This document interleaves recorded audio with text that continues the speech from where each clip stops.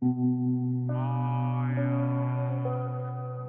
the infected ground, a decade after the apocalypse, a guy was fighting with a monster, and he cursed as he declared that it was no common wave of the dead as there was a level 8 butcher zombie. His name was Yang Fan, a 7th level blade berserker, and as he blocked the monster's attack, he called Kingsu, the girl who was with him, and urged that she should get out of there. Yang Fan screamed in pain as the monster kicked him. Kingsu called Yang Fan with worry when she saw that he was lying on the ground and the monster was about to swing its blade at him. Suddenly, Kingsu ran and stood in between the monster and Yang Fan. The monster swung its blade, and Kingsu protected Yang Fan from it. Yang Fan was horrified when he saw what Kingsu did, and her blood was spurting in front of him. He screamed and grieved as he held the bloody Kingsu in front of him. Yang Fan was enraged, so he quickly grabbed his blade and charged at the monster while calling it a bastard. He swung his blade and shouted that the monster should go to hell. Yang Fan managed to decapitate the monster, and it dropped a crystal when he sent its head flying. He immediately went and grabbed the crystal. While Kingsu was losing her consciousness, she saw the horrified Yang Fan,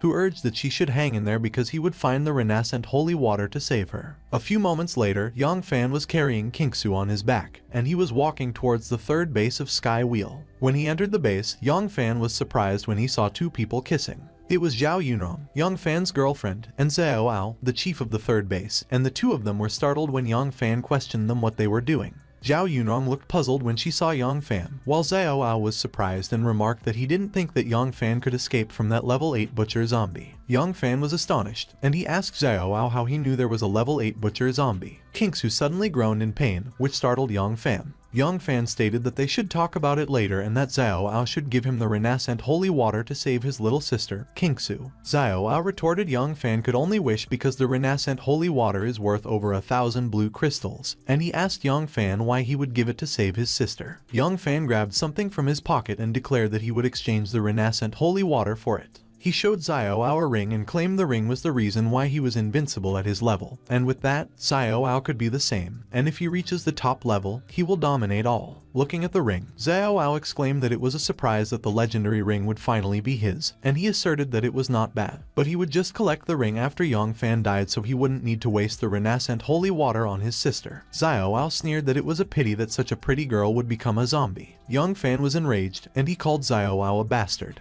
He gently placed Kingsu on the ground and let her lean against the wall. Yang Fan quickly grabbed his blade and roared that Xiao Ao should go to die. But as he swung his blade, Xiao Ao was able to dodge it and summon a dark energy in his hand. Yang Fan screamed in pain when Xiao Ao threw the dark flames at him, and he got hit with them. Looking down on Yang Fan, who was burning and lying on the ground, Xiao Ao taunted Yang Fan trash, and he asked him if he really believed that he could defeat him with severe injuries. Xiao Ao began to pry Yang Fan's fingers open to grab the ring, and he demanded that Yang Fan should let him see what that legendary ring could do. But Yang Fan still had the strength to pull his hands away from Xiao Ao, and he proclaimed that there was no way he would let him. Yang Fan quickly popped the ring in his mouth and swallowed it. But Xiao Ao just grinned sinisterly, and he asked Yang Fan if he truly thought that he could stop him by swallowing it. Xiao Ao grabbed Yang Fan's blade, and as he used it to cut Yang Fan's stomach open, he sneered that he would gut him first and get it himself. The ring was found after Xiao Ao created a huge hole in Yang Fan's stomach, but it suddenly emitted a golden energy that swirled around it. As the golden energy intensified and blinded them, Xiao Ao wondered what was going on. Suddenly, time reset was activated. Yang Fan jerked awake. At the Comeback Soon Hotel, Donglai University, Yang Fan suddenly sat up from the bed and asked if he was in heaven. Looking around, Yang Fan inquired why he was still alive, if that was a hotel, and if he was dreaming. He pinched his cheeks, and when he felt pain, he exclaimed that it was not a dream, and so he questioned himself if he was reborn. Yang Fan realized what that place would be, and he was startled when he looked to his side. He saw Zhao Yunrong sleeping while only wearing underwear beside him, and he recalled that she just agreed to be his girlfriend, and it was their first time. But he never mentioned that 10 years later, she would betray him with the scum, Xiao Ao, when he had given her all his crystal cores. Looking intently at Zhao Yunrong, Yang Fan is wondering if he should kill her or thank her. Yang Fan declared that he was not going to give Zhao Yunrong another chance because, if he remembers correctly, the devastating virus will break out in 3 hours, and since she will betray him sooner or later, he will end it there. He vowed that in that life, he wouldn't waste his energy on trash anymore. Yang Fan looked enraged, and he asserted that for those who hurt him, none of them would be spared. Suddenly, someone kicked the door open, and he announced that it was a raid, so they should open the door. There were two threatening men, and one of them proclaimed that they were indeed there. When Zhao Yunrong woke up, she was startled when she saw the men by the door, and one of them questioned her for daring when Mr. Long bought luxurious bags and jewelry for her. But she was sleeping with another guy, and as he interrogated her who she could do that to Mr. Long, he threatened that he was going to break Yang Fan's legs and penis. She asked Yang Fan who they were and expressed that she was so afraid. But Yang Fan only responded that she was a witch who was a bad actress, and he wondered how he had failed to notice it before. One of the men swung his bat at Yang Fan and questioned him for daring to take Mr. Long's woman. He declared that Yang Fan should die, but Yang Fan was able to dodge his attack and taunted that he was too slow. The man was startled when he saw that Yang Fan was able to quickly get behind him, and Yang Fan mocked that he had such slow speed. Yang Fan grabbed the man by the back of his head. He smashed the man's head against the wall and proclaimed that in the apocalypse, he would definitely be killed. The other man was taken aback, and he exclaimed that Yang Fan was so strong while Zhao Yunrong was watching the fight, and she wondered when Yang Fan became so strong. Yang Fan turned to the other man and declared that it was his turn. He punched the man in the face, and he revealed that in his previous life, the two scums injured him and nearly got him eaten by zombies, and because of them, he lost his chance to build strength in the early stages, and he proclaimed that it was time to collect the interest. As the man crashed on the floor, Yang Fan announced that they should experience the cruelty of the apocalypse with their wounded bodies. Yang Fan was about to walk out of the room when Zhao Yunrong asked him where he was going and if he didn't want her anymore when they just did it last night.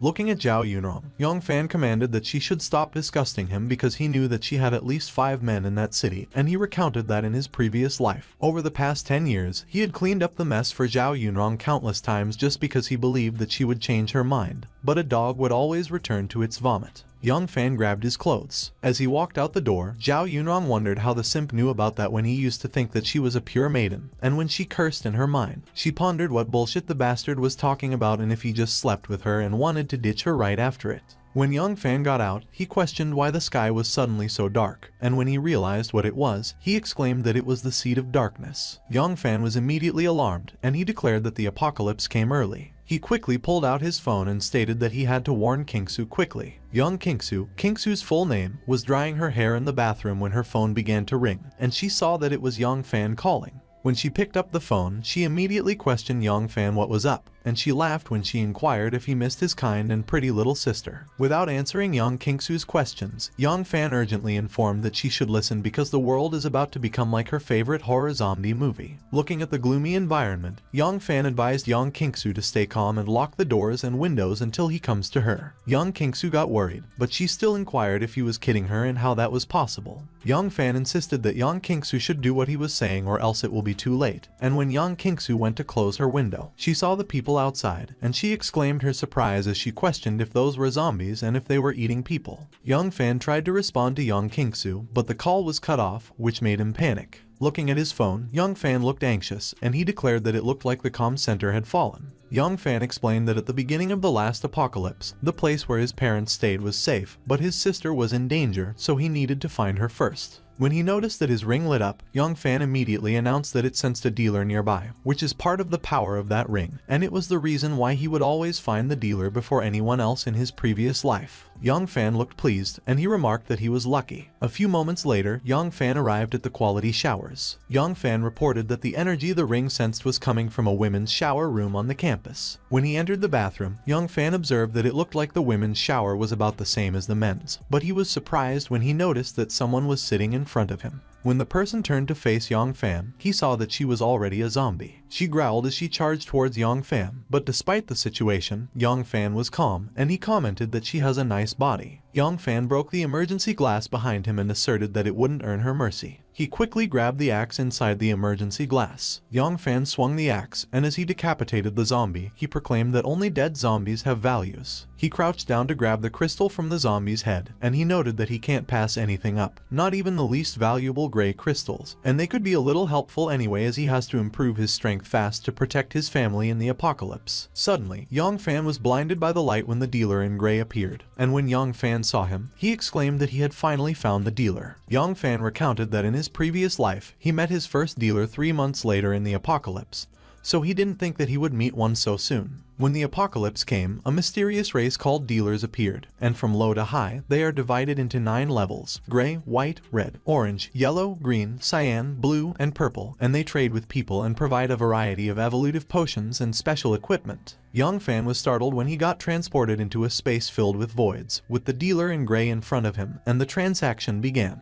As multiple glowing cards started surrounding him, Young Fan explained that, just like in the last apocalypse, one could approach them and begin a transaction once they had a crystal core on them. Looking at the items, Young Fan observed that the ring still gets him discounts, as he stood in front of a gun item card, which originally cost 800 gray crystals, but has a discounted ring price of 320 gray crystals. Young Fan noted that the ring could refresh the dealer's items once a week, and there's a good chance that a rare card will show up, so it would be great if the ring still has that amazing function. He decided that he would try, and he pointed his ring in front of the item cards, and it began to shine its light. Suddenly, a card containing a hammer appeared, and Young Fan was astonished. It was an artisan card that cost 1,500 gray crystals, but had a discounted price of 600 crystals, and Young Fan expressed that it was great that he got it. Young Fan was transported back to the bathroom when the transaction was completed. Young Fan scratched his head and lamented that he didn't have enough crystals to buy an evolutive potion, even with a discount, so he had to improve his strength fast to get an upper hand in the apocalypse. Suddenly, someone screamed behind a closed door, and it caught Young Fan's attention. Young Fan took a peek, and he observed that someone was in there when he saw that a zombie was walking towards 2 ladies, and the blue-haired one was holding a knife as she asked what the hell was going on and demanded that Wang Yu should wake up. The red-haired girl stepped forward and requested that the blue-haired girl should give her the knife. She called the zombie Wang Yu and warned that she wouldn't go easy on her if she came any closer. But the red-haired girl was alarmed when she saw something. She saw that Young Fan had arrived and decapitated Wang Yu from behind. The red-haired girl remarked that Young Fan killed her, but Young Fan retorted that she should shut up because Wang Yu was a mutant zombie, not a human, and they would be dead if he hadn't killed her, and the blue-haired girl was surprised when he mentioned the zombie. The red-haired girl, Yan Yu, asked Young Fan if the mutant zombie was like the one in movies and cartoons and how it was possible, and when she introduced herself and the blue-haired girl, Duanmui, she asked him who Young Fan was and how he knew that while Duanmui was still thinking about the zombie and was wondering what was going on in that world. When Young Fan heard their names, he immediately knew who they were, and he acknowledged that it was truly a small world. Young Fan knew them as the sharpshooter Yan Yu and Doctor of Mutant Research Duanmui of the Bloody Rose base. Suddenly, another zombie appeared behind Young Fan, and it was about to attack him. Young Fan turned to attack the zombie behind him, but something already hit it, and it fell to the floor. Yan Yu was the one who threw the knife. Duanmui remarked that Yan Yu was good and that it scared the hell out of her, while Yan Fang noted that her blade was fast, and Yan Yu commented that it was a piece of cake because the zombie was a far cry from the flying target he used to shoot as a child. But the zombie began to stand back up, and as she roared, Young Fan observed that piercing the zombie's heart couldn't kill it. He swung his axe and explained that, just like in the movies, they have to cut off their heads to kill them. Yan Yu remarked that Young Fan is powerful, but he is a freak who goes into the women's bathroom and perhaps likes to study dead bodies, while Young Fan mentioned that last time, those two were the Bloody Rose's most powerful members. As he continued to inspect Wang Yu's head, Young Fan clarified that Bloody Rose and the third base of Sky Wheel that he joined were enemies, and he once fought with them, so he never expected that they would meet again that way. Yan Yu was a level 8 sharpshooter that could hit targets at an incredible range, while Duanmui was a level 6 mutant expert that could manipulate mutant parts and creatures. Young Fan was startled when Yan Yu showed him something and asked if he was looking for it. It was a gray crystal, and when Young Fan inquired where she got the crystal core, Yan Yu responded that, as expected, it was the crystal core because zombies in novels and cartoons normally have that, so she thought of it when she saw Young Fan frisking zombies. Yan Yu pointed at Duanmui, who was inspecting the body of the zombie, and noted that she found it because she gets full marks in anatomy after all.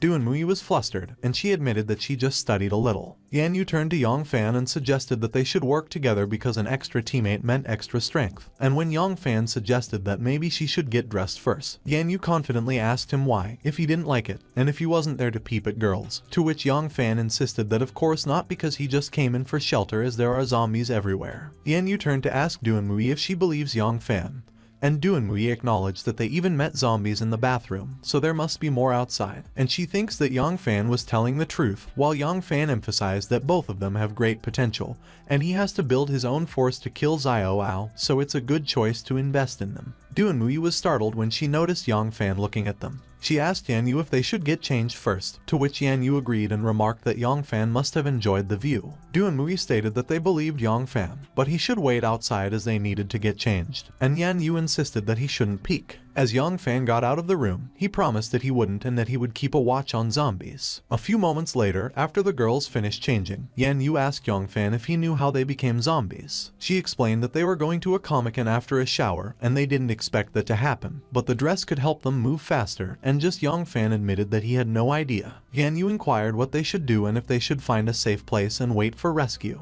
When Yang Fan heard Yan Yu talk about a safe place, he emphasized that there is no safe place in that city because the number of zombies is surging and they are evolving as well. When Yan Yu heard that the zombies could evolve, she asked if that meant that they could evolve as well. Yang Fan suggested that they should just get out of there first and that he had checked that there were no zombies nearby. A few moments later, when they were already out of the bath, Yang Fan remembered to introduce himself. He stated that as they could see, great changes have taken place in that world, and in order to survive, they have to stick together and he could help them survive. But he has 3 conditions. First, they can't betray their partners. Second, they should give him the crystal cores. And third, they shouldn't jump the gun and follow his lead. Yan Yu asked Duanmui what she thought, and Duanmui commented that Yang Fan is really good as he knows how to kill zombies before they even knew what happened, so if they wanted to survive, they had to, and Yan Yu agreed. Yan Yu affirmed that they agreed to Yang Fan's terms, but she hoped that he could really lead them to survival, and Yang Fan asserted that they should follow him. A few moments later, they arrived at the number 1 teaching building, and it was filled with roaring and growling zombies and the Seed of Darkness. The 3 of them were hiding from behind, and as Yan Yu asked where they were going, she noted that there were so many zombies there. Yang Fan explained that they are going to collect the crystal cores, so they should walk quietly behind him and collect them because they will be their important resources in the future. As Yang Fan came out of hiding to attack a zombie, Yan Yu asked if he planned to fight that whole group of zombies by himself. The zombie roared, and it was startled when it saw Yang Fan swing his axe. Yang Fan easily chopped the zombie in half. Something fell to the ground, and Duanmui immediately exclaimed that it was a crystal core. Duanmui quickly went and picked it up. As she examined the crystal core, Duanmui observed that its material was very special, and they had never seen it before. Yan Yu remarked that Yang Fan indicated that it was a resource, so she asked Duanmui if it was more precious than gold, and Duanmui admitted that she doesn't know, but she would love to go to the lab and analyze its composition. Watching Yang Fan eliminate more zombies, Yan Yu couldn't help but inquire why on earth he was trying so hard to collect crystal cores. As Yan Yu mentioned that Yang Fan was really strong, a zombie suddenly appeared behind them, and Duanmui was alarmed. Suddenly, a car ran over the zombie, which surprised Duanmui and Yan Yu. A man who seemed to know Yan Yu came out of the car, and he asked Yan Yu if fate had brought them together because he didn't expect to find her there. He was Lin Tian, the heir of the Lin's group and Yan Yu's crazy suitor, and he stated that zombies can't touch Yan Yu as long as he is there, so she should get in the car and he will get her out of that hell. Yan Yu remarked that Lin Tian is really persistent, while Duanmui was wondering what he was doing there. While preoccupied, a zombie was about to attack Yan Yu from behind, but Yang Fan was able to decapitate it from behind, and as he asked Yan Yu why she was just standing there, he instructed that she should come with him.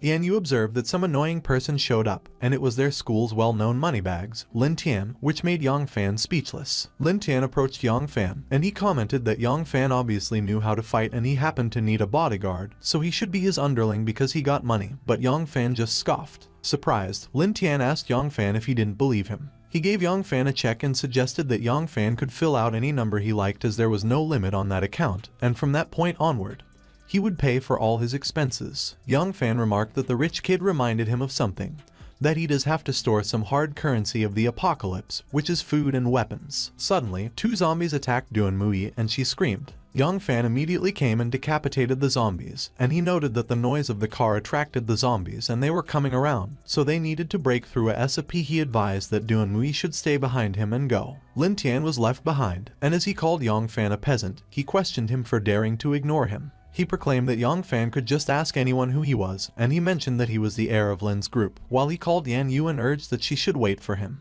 He groaned in disappointment when he saw that the zombies' attention was all directed towards Yang Fan and the others. As the zombies ran to chase Yang Fan and the others, Lin Tian cursed and complained that even zombies are ignoring him, but he could fight 10 of them at once, so they shouldn't run from him. On the other hand, Yang Fan was astonished when he saw something.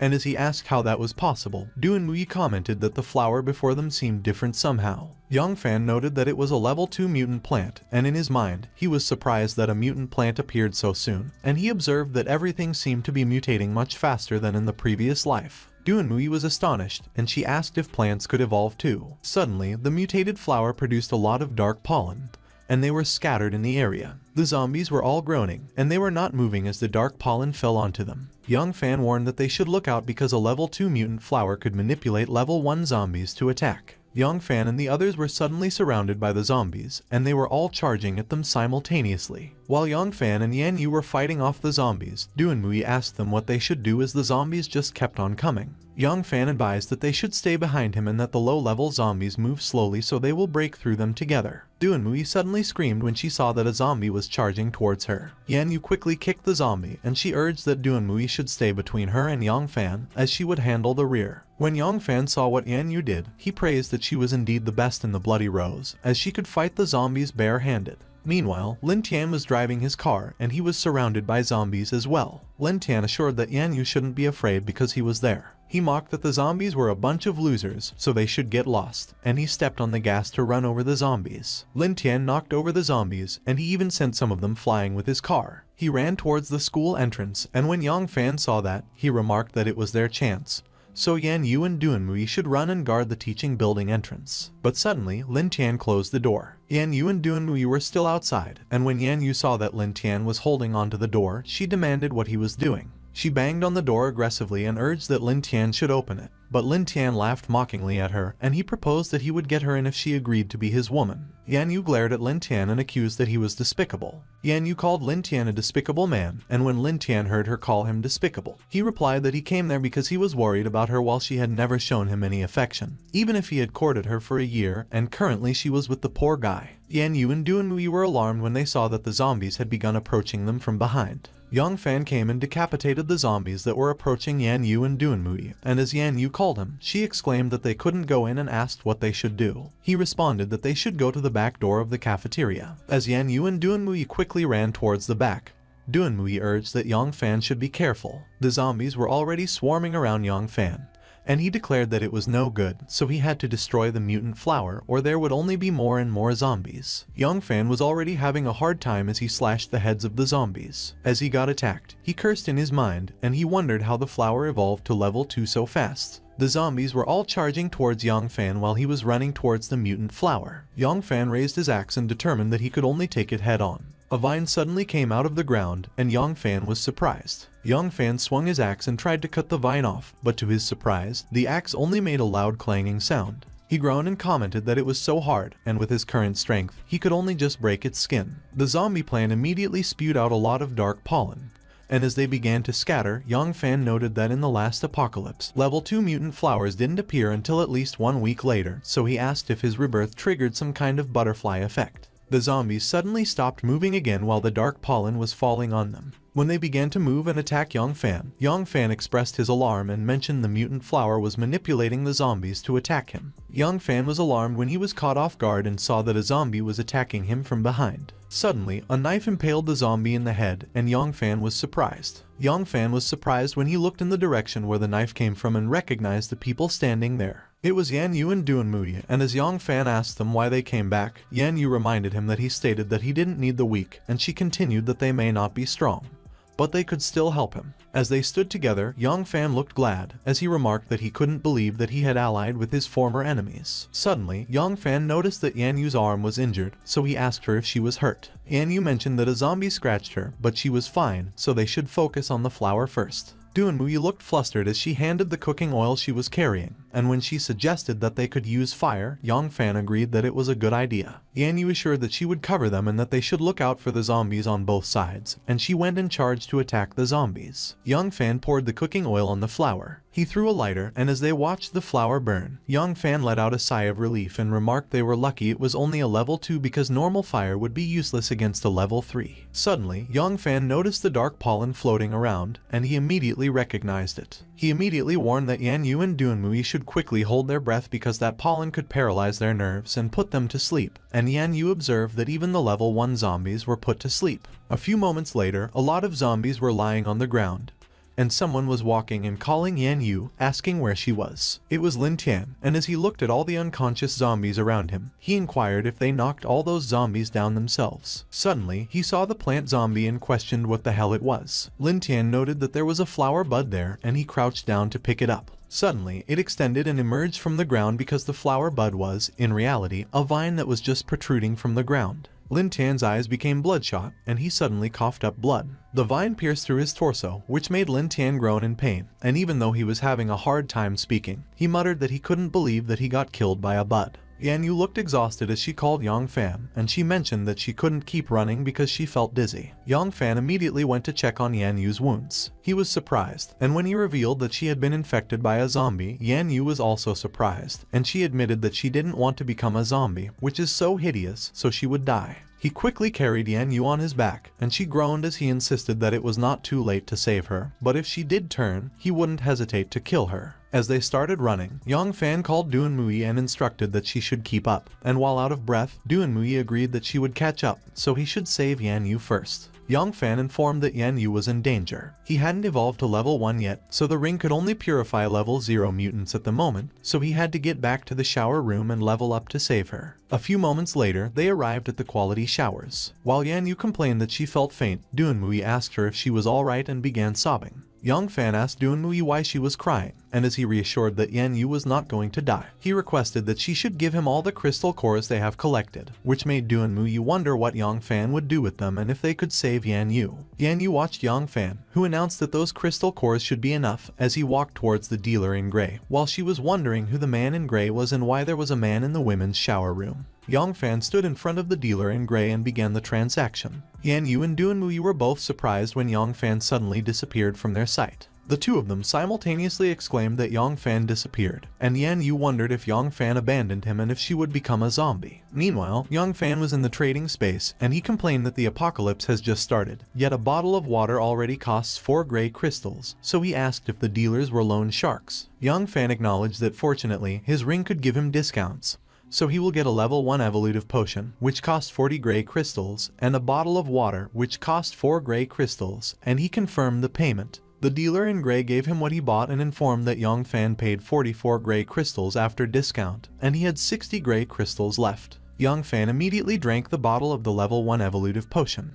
He reflected that last time, he missed his chance to level up early and became Xiao Ao's underling, and he couldn't utilize the full potential of the ring, and he had to watch his family die. Yang Fan leveled up from level 0 to level 1, and he declared that no one could hurt his family at that time. He began pouring a liquid into the bottled water he bought, and he considered that he couldn't completely trust Yan Yu and Duan Mui, so he should keep the ring's purification ability a secret. The trading was completed. When Yang Fan reappeared at the bathhouse, he asked how Yan Yu was, and when Duan Mui saw him, she wondered how he appeared in there again. But she realized that it was not time to think about that, so while sobbing, she urged that Yang Fan should check Yan Yu out because she was unconscious. Yan Yu was lying on the bench, panting, and when Yang Fan saw that, he was alarmed, and he alerted that Yan Yu was about to mutate. Yang Fan stressed that there was no time, and as he drank the bottled water, Duan Mui was worrying in the corner, thinking about what they should do. He started to transfer the water to Yan Yu using his mouth, and he observed that Yan Yu was gnashing her teeth even in a coma, and a lot of purifying water had flowed out, so he doesn't know if it will decrease its potency. Duan Mui was astonished by what Yang Fan did. Suddenly, the infection on Yan Yu's arm started to subside. Yan Yu slowly woke up while Yang Fan was still transferring the water into her mouth. She quickly shoved Yang Fan away. As she sat down, Yan Yu asked Yang Fan if that was how he saved her, and instead of directly answering her question, Yang Fan asked her how else he could do it and stated that she couldn't take medicine in a coma, but she could drink the rest by herself. Duan Mui quickly pounced at Yan Yu to hug her, and she rejoiced that it was great that Yan Yu woke up. She shared that she was so scared because Yan Yu would be a zombie at that moment if it weren't for Yang Fan. Yan Yu asked to confirm if Yan Yu had disappeared and how he came back. Duan Mui chimed in, and as she deduced that it must have something to do with the man in gray because Yan Feng disappeared and appeared with water suddenly around him, Yang Fan complimented that she was so smart. He clarified that it was a dealer who appeared after the apocalypse started, and they could trade with him by approaching him with crystal cores. When Yan Yu heard about the trade, she exclaimed that it was incredible. She asked Yang Fan if he traded the bottle from the dealer in gray and acknowledged that it must have cost a lot of crystal cores, and she owes him one, so later she will kill more zombies to pay him back. When Yang Fan heard that Yan Yu suggested later, he instructed that they should follow him immediately because they have wasted a lot of his time. And while assisting Yan Yu, Duanmui couldn't help but ask how Yang Fan could be like that when Yan Yu hasn't even recovered yet. At the number 1 teaching building, Yang Fan saw the zombies on the ground and remarked that they were still comatose, so they should get their crystal cores. Suddenly, Lin Tian showed himself and Yang Fan was startled. Lin Tian growled, and when Yang Fan recognized Lin Tian, he asked how he became a zombie. Yang Fan was suddenly on guard, and he warned that everyone should be careful because something was wrong there. Suddenly, the ground behind them started to rumble, and a vine came out of it. Yang Fan quickly jumped to grab and save Yan Yu, and he shouted that she should look out. On the other hand, Duanmui was running away from the vine when Yang Fan explained that the plant's attack has a limited range and the vines aren't long enough to attack them if they keep a safe distance. But Yang Fan and Yan Yu were surprised when they heard Duanmui scream. Duanmui was caught by the vine, which was a level 1 mutant spore, and Duanmui exclaimed that it moved so fast. Yang Fan quickly ran towards Duanmui and he advised that she shouldn't struggle because it was a spore from the level 2 mutant flower, and it wanted revenge. He swung his axe and cut off the vine, which created a loud, booming sound. As Duanmui fell to the ground, Yang Fan asked her if she could still move, and as he instructed that she should go hide and stay out of the way so she wouldn't make things any worse, Duanmui agreed, and she apologized that she was too slow. Suddenly, the demon spore flower spewed out a poison pollen bullet. When Yang Fan saw that, he immediately instructed that they should hold their breath because it was poisonous. As Yang Fan cursed and complained that he couldn't open his eyes, a vine suddenly emerged from the ground behind him. The vine was about to attack Yang Fan from behind, and someone shouted that he should look out. Suddenly, Yang Fan's ring emitted a flashing light. The light swirled around and enveloped Yang Fan, and he grunted.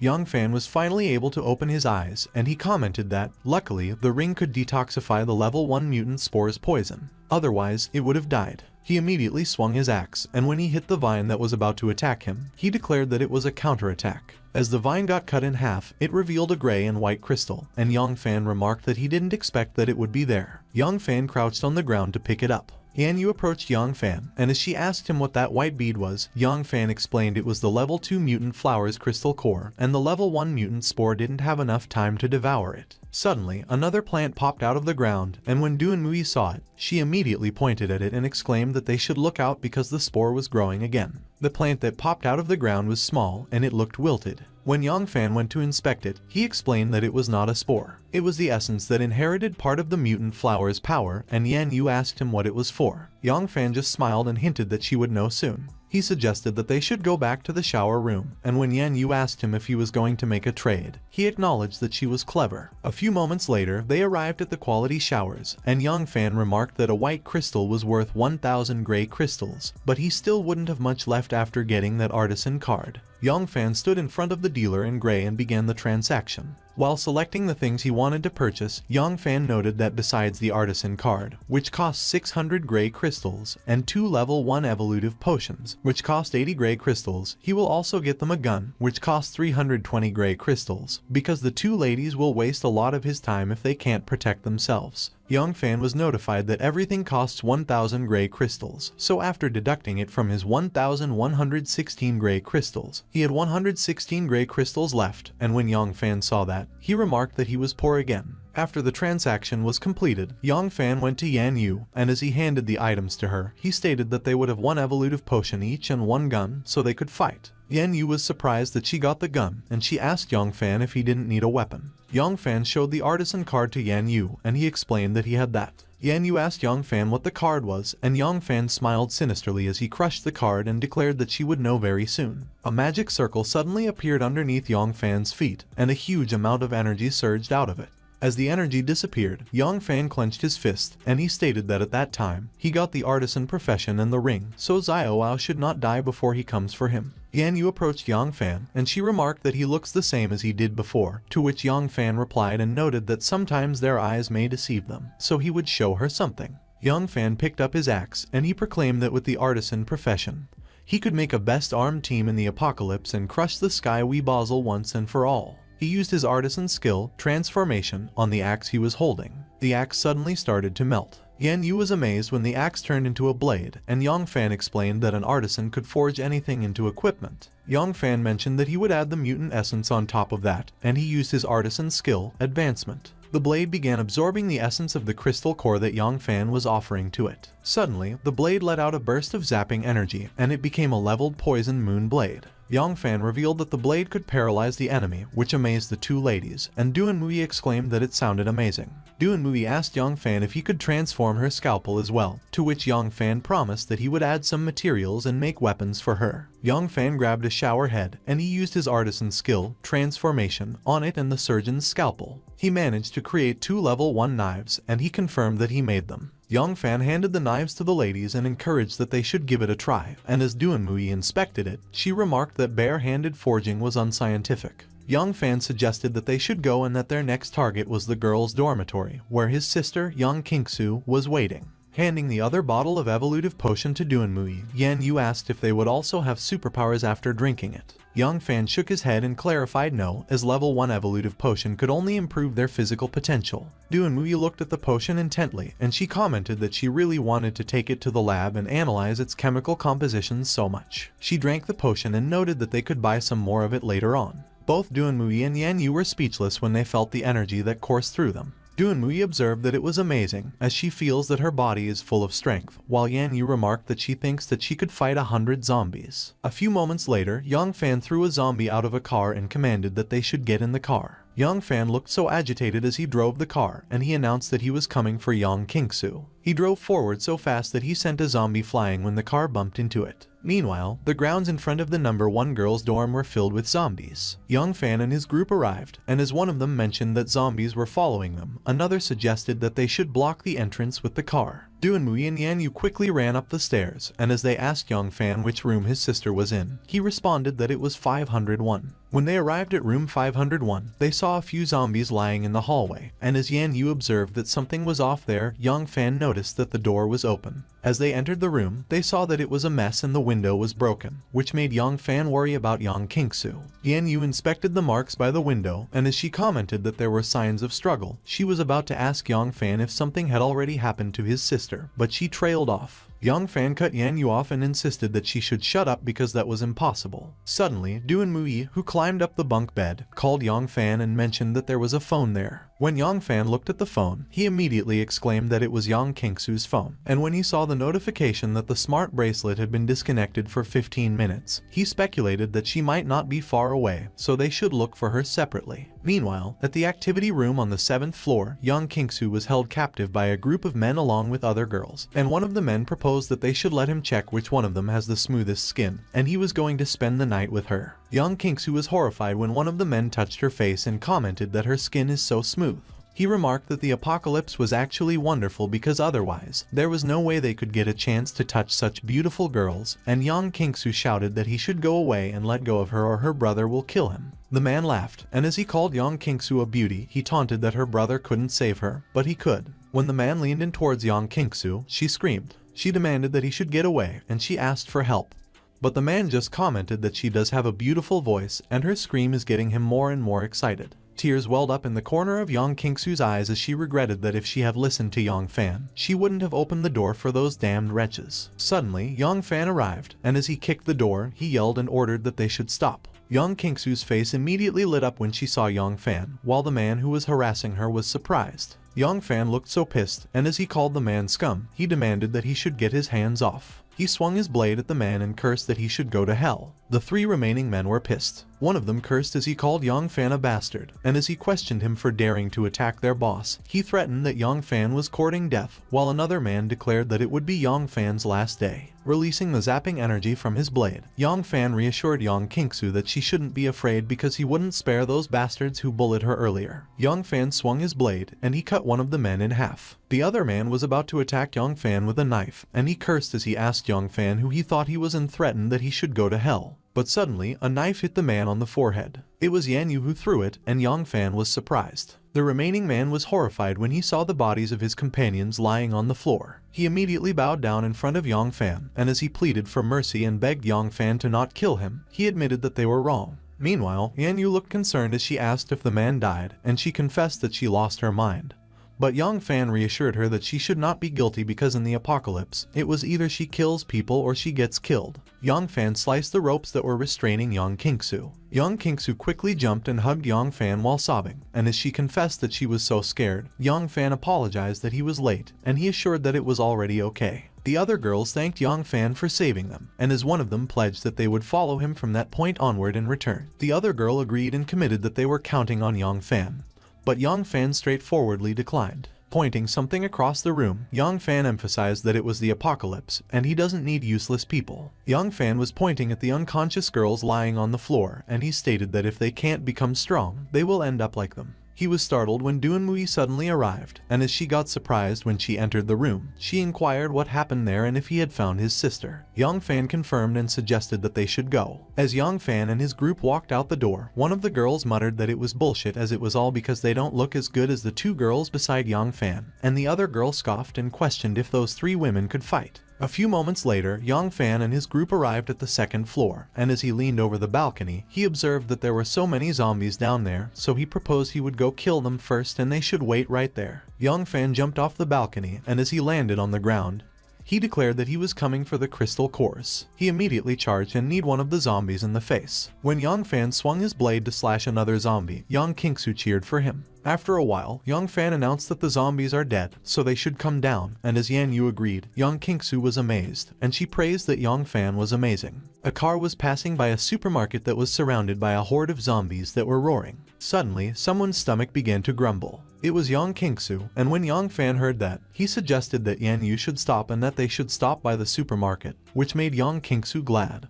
But she asked Yang Fan if they really would because so many zombies are over there. Doonmui mentioned that they needed to stock up on food and water, and normally, such big supermarkets have remote back doors for transporting goods, so they should get in from there. Yan Yu agreed, and she announced that everyone should sit tight because they would go to the back door, which made Yang Kingsu excited. They drove towards the back door at an incredible speed, and the tires screeched when Yan Yu hit the brakes, and they saw a zombie in their way. Yang Fan got out of the car, and he declared that he would kill that zombie, so they should follow him. He attacked the zombie, which was immediately pushed back. A few moments later, a door swung open. It was the door to the supermarket, and Yang Fan and the three girls came in. Looking around, Yan Yu observed that, to her surprise, there are no zombies in that supermarket with plenty of supplies, so they should stay there for the night. While Yang Kingsu got so excited when she saw her favorite potato chips and Coke and exclaimed that she feels like she regained happiness. But Doonmui suddenly remarked that something was wrong because a lot of zombies should be in a crowded area like a supermarket. Looking at the glass window, Doonmui also noted that, what was more, the zombies gathered in front of the supermarket seemed to be attracted by something. Yang Fan was startled when Yang Kingsu suddenly called him and reported that there was blood in there. When they went to check, they saw that the entire aisle was a mess and was filled with a huge pool of blood. And as Yang Kingsu expressed her alarm, she observed that there was much blood, so it was no wonder that so many zombies were at the entrance. Someone touched the blood to examine it. It was Doonmui who examined the blood, and Yang Fan was alarmed when she revealed that it was human blood, so everyone should watch out. Yang Fan was on guard as he watched the horde of zombies outside gathering by the glass window, and he advised that the others should step back and find a safe place to collect supplies. He went to investigate what the zombies were attracted to, and he saw that there was a huge piece of meat by the window. Yang Fan noted that it looked like someone dumped a clot there on purpose to attract the zombies. Doonmui observed that it was a good strategy because there is plenty of food. But humans and zombies outside can't come in. Suddenly, Yan Yu came back with Yang Kingsu, and she announced that they found two backpacks that were both full of supplies. Yang Fan was concerned as he looked at Yang Kingsu, and he explained that his ring was not only for trading but also for storage, so he needed to find a way to store more supplies because only 2 bags of food can't even feed Yang Kingsu. Suddenly, Yang Fan felt something behind him, and he quickly turned to check on it. On the second floor of the supermarket, someone was watching Yang Fan from behind using the security cameras, and he asked someone if the guy down there was their ex-boyfriend Yang Fan. It was Wang Yilong, security team leader of the all-inclusive supermarket, and he was talking to Zhao Yunrong, who was serving him in a bunny costume, and she clarified that Yang Fan is not her ex-boyfriend because Wang Yilong was the only one in her mind and Yang Fan forced her to do that in the morning. Zhao Yunrong observed that Yang Fan was weird because that morning, he claimed that only the strongest ones deserved to survive in the apocalypse. Wang Yilong was amused when he heard what Zhao Yunrong recounted, and as he asked her if she was sure that Yang Fan mentioned the apocalypse, and if she was not lying to him, Zhao Yunrong insisted that there was no way she would lie to him and protested that he was hurting her. Wang Yilong made Zhao Yunrong suck his index finger, and as he called her a little slut, he promised that he would show her how awesome she is that night, which made Zhao Yunrong moan, and she teased that Wang Yilong was naughty. When Zhao Yunrong looked at the camera footage, she was pissed and complained that Yang Fan was a scum. She exclaimed that it was no wonder that Yang Fan left her alone in the hotel because he got new lovers and he made her serve such a pervert. Both Yang Fan and Yan Yu got close to the camera. Zhao Yunrong suddenly pointed at the screen and remarked that Yan Yu's pistol was glowing, and Wang Yilong commented that it was nice. She also observed that those three women around the brat, Yang Fan, were pretty, which made Wang Yilong call his guys, and he ordered that they should go get those women because even if they have to die, they should enjoy the great moment. One of the men cursed and complained that he was injured because of a sneak attack that morning and was nearly killed by a zombie, so he would make Yang Fan pay for that. To which Wang Yilong agreed. Yang Fan glanced at the CCTV camera behind him. He walked towards the others and suggested that they should have a rest there as he was going to collect some stuff. When he passed by Yan Yu, he discreetly informed her that they were under surveillance, so they should split up, and Yan Yu asked him if there was anyone else. Yang Fan leaned into Yan Yu's ears and whispered she should listen to him. A few moments later, someone was walking along a path that was filled with cluttered products on the floor. It was Yang Fan, and he mentioned that in the apocalypse, a bottle of pure water is worth 4 gray crystals, and a bottle of Coke could sell for 20 gray crystals, so he better stock more of such valuable stuff in his ring. As he picked up a bottle of water off the floor, Yang Fan noted that the ring currently has only 10 square meters of storage space, so he needed to upgrade it to SP to store more supplies. Yang Fan suddenly threw the bottled water towards the CCTV camera and smashed it. He extended his hand to use his ring. Yang Fan instructed that it should absorb, and the ring began sucking the products on the shelves. When Yang Fan emptied the shelf in front of him, someone suddenly threw a knife at him while cursing, and as the person asked where his stuff was, they called Yang Fan a bastard and questioned him for daring to touch it. Yang Fan managed to dodge the knife, and as he turned to face the person, he inquired if it was a sneak attack. It was Wang Yilong who threw the knife, and Yang Fan was surprised when he saw the group of men.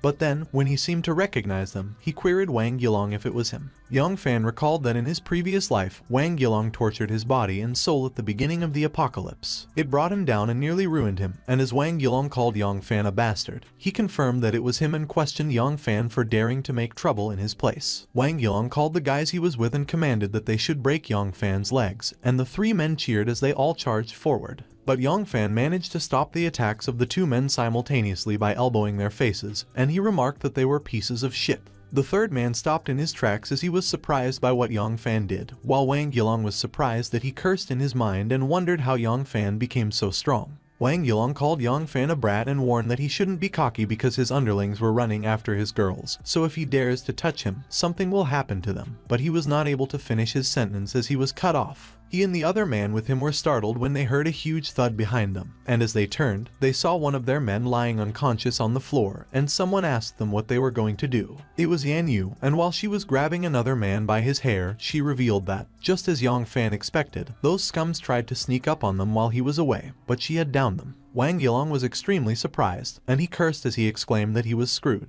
He quickly kneeled in front of Yang Fan to apologize, and as he requested that Yang Fan forgive him, he confessed Zhao Yunrong asked him to do that. But Wang Yilong was secretly grabbing his bat, and he muttered that Yang Fan was the son of a witch who dares to ambush him so he will kill him. Yang Fan was startled when Wang Yilong suddenly swung his bat, called him a brat, asked him who he thought he was, and demanded that he should take that. But Yang Fan managed to grab the bat, and he immediately used his artisan skill, transformation, on it. The bat's handle transformed and became sharp, and as it pierced through Wang Yilong's hand, he screamed and complained about it. While he was crouching on the floor in pain, Wang Yilong cursed and demanded what tricks Yang Fan played, and he urged that Yang Fan should let him go or he was going to kick his ass. Meanwhile, the other men were terrified when they saw what Yang Fan did, and as one of them ran away and described Yang Fan as a monster, the other was frozen in place, and he pleaded that he didn't do anything and requested that Yang Fan spare him. On the other hand, seeing what Yang Fan did, Yan Yu commented that it was amazing and that she could not believe that the skill could work that way. Yang Fan asked Wang Yilong if he was going to kill him, and as Wang Yilong pleaded for mercy,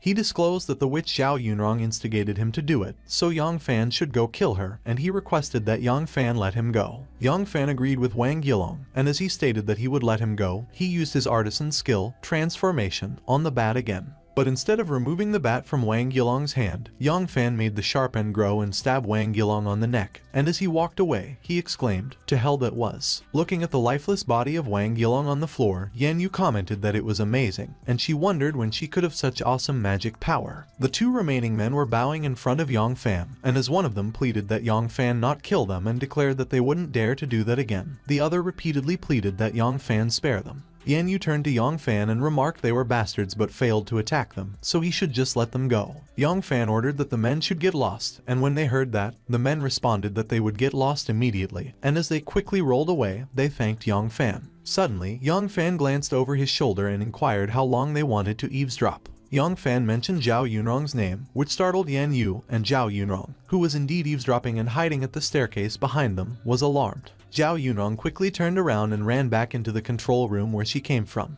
As she did something with the computer, she proclaimed that she and Yang Fan should die together. The security system asked Zhao Yunrong if she would open the automatic induction door, and as she clicked the yes button, she announced that death was coming to Yang Fan. The doors suddenly opened, and as the roaring zombies rushed in, the system welcomed them to the store. When Yang Fan saw that, he cursed and uttered Zhao Yunrong's name. He turned to Yan Yu and instructed that he should go upstairs and find the switch to close the door, to which Yan Yu immediately agreed, and she advised that he should take care. Yang Fan was startled when he saw Yang Qingsu and Duanmui towards him, and as Yang Qingsu asked for help, she informed that the door was open and there were many zombies. He quickly moved to attack the zombies, and as he called Duanmui and directed that she should protect Yang Qingsu while he took care of those zombies, Yang Qingsu was cheering for him. Even though she was trembling in fear, Duanmui bravely assured that Yang Qingsu shouldn't be afraid because she would protect her, which surprised Yang Qingsu. On the other hand, Yan Yu arrived at the control room. Yan Yu assumed that the switch must be in there, and she grabbed the doorknob to enter the room. But when she opened the door, she was surprised when something swung at her, and someone yelled that she should go to hell while calling her a witch. It was Zhao Yunrong who swung a bat at Yan Yu, but Yan Yu was able to dodge the attack. Yan Yu was able to quickly restrain Zhao Yunrong from behind.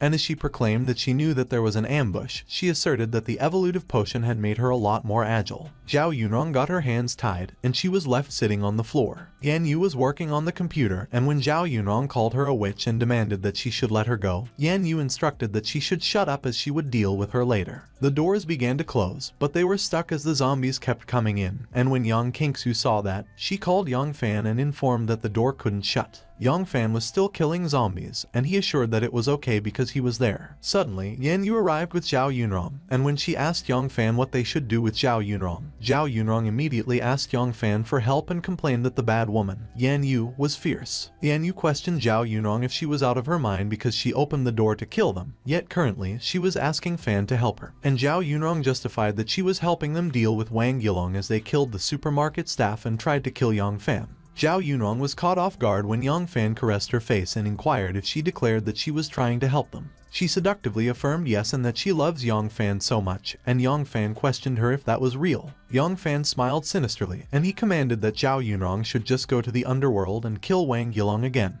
Zhao Yunrong screamed and called Yang Fan's name when he suddenly pushed her out the door. The zombies immediately flocked at her, and when a zombie bit her neck, she screamed in pain and pleaded for help. The store's doors were closed. Zhao Yunrong kneeled in front of the door, and as the zombies feasted on her, she cursed Yang Fan and vowed that she would come after him even if she became a ghost. Yang Qingsu called Zhao Yunrong a bad woman and exclaimed that Zhao Yunrong scared the hell out of her because she even tried to kill her brother before she died. While they were gathering the gray crystals, Yan Yu remarked that it was a little cruel, but Zhao Yunrong deserved it, and when she asked Yang Fan if Zhao Yunrong was his ex-girlfriend, Yang Fan confirmed. Yan Yu remembered and mentioned that there is a staff dormitory on the second floor, and they could take a bath and rest there, so they should stay there for the night, to which Yang Fan agreed. Duanmui let out a sigh of relief while Yang Qingsu celebrated. A few moments later, they came to the staff dormitory. Yan Yu just finished her shower, and when she noted that it was comfortable, Yang Qingsu agreed and commented that it was a thrilling day, and Yan Yu advised that she should go to sleep early because tomorrow may be more thrilling.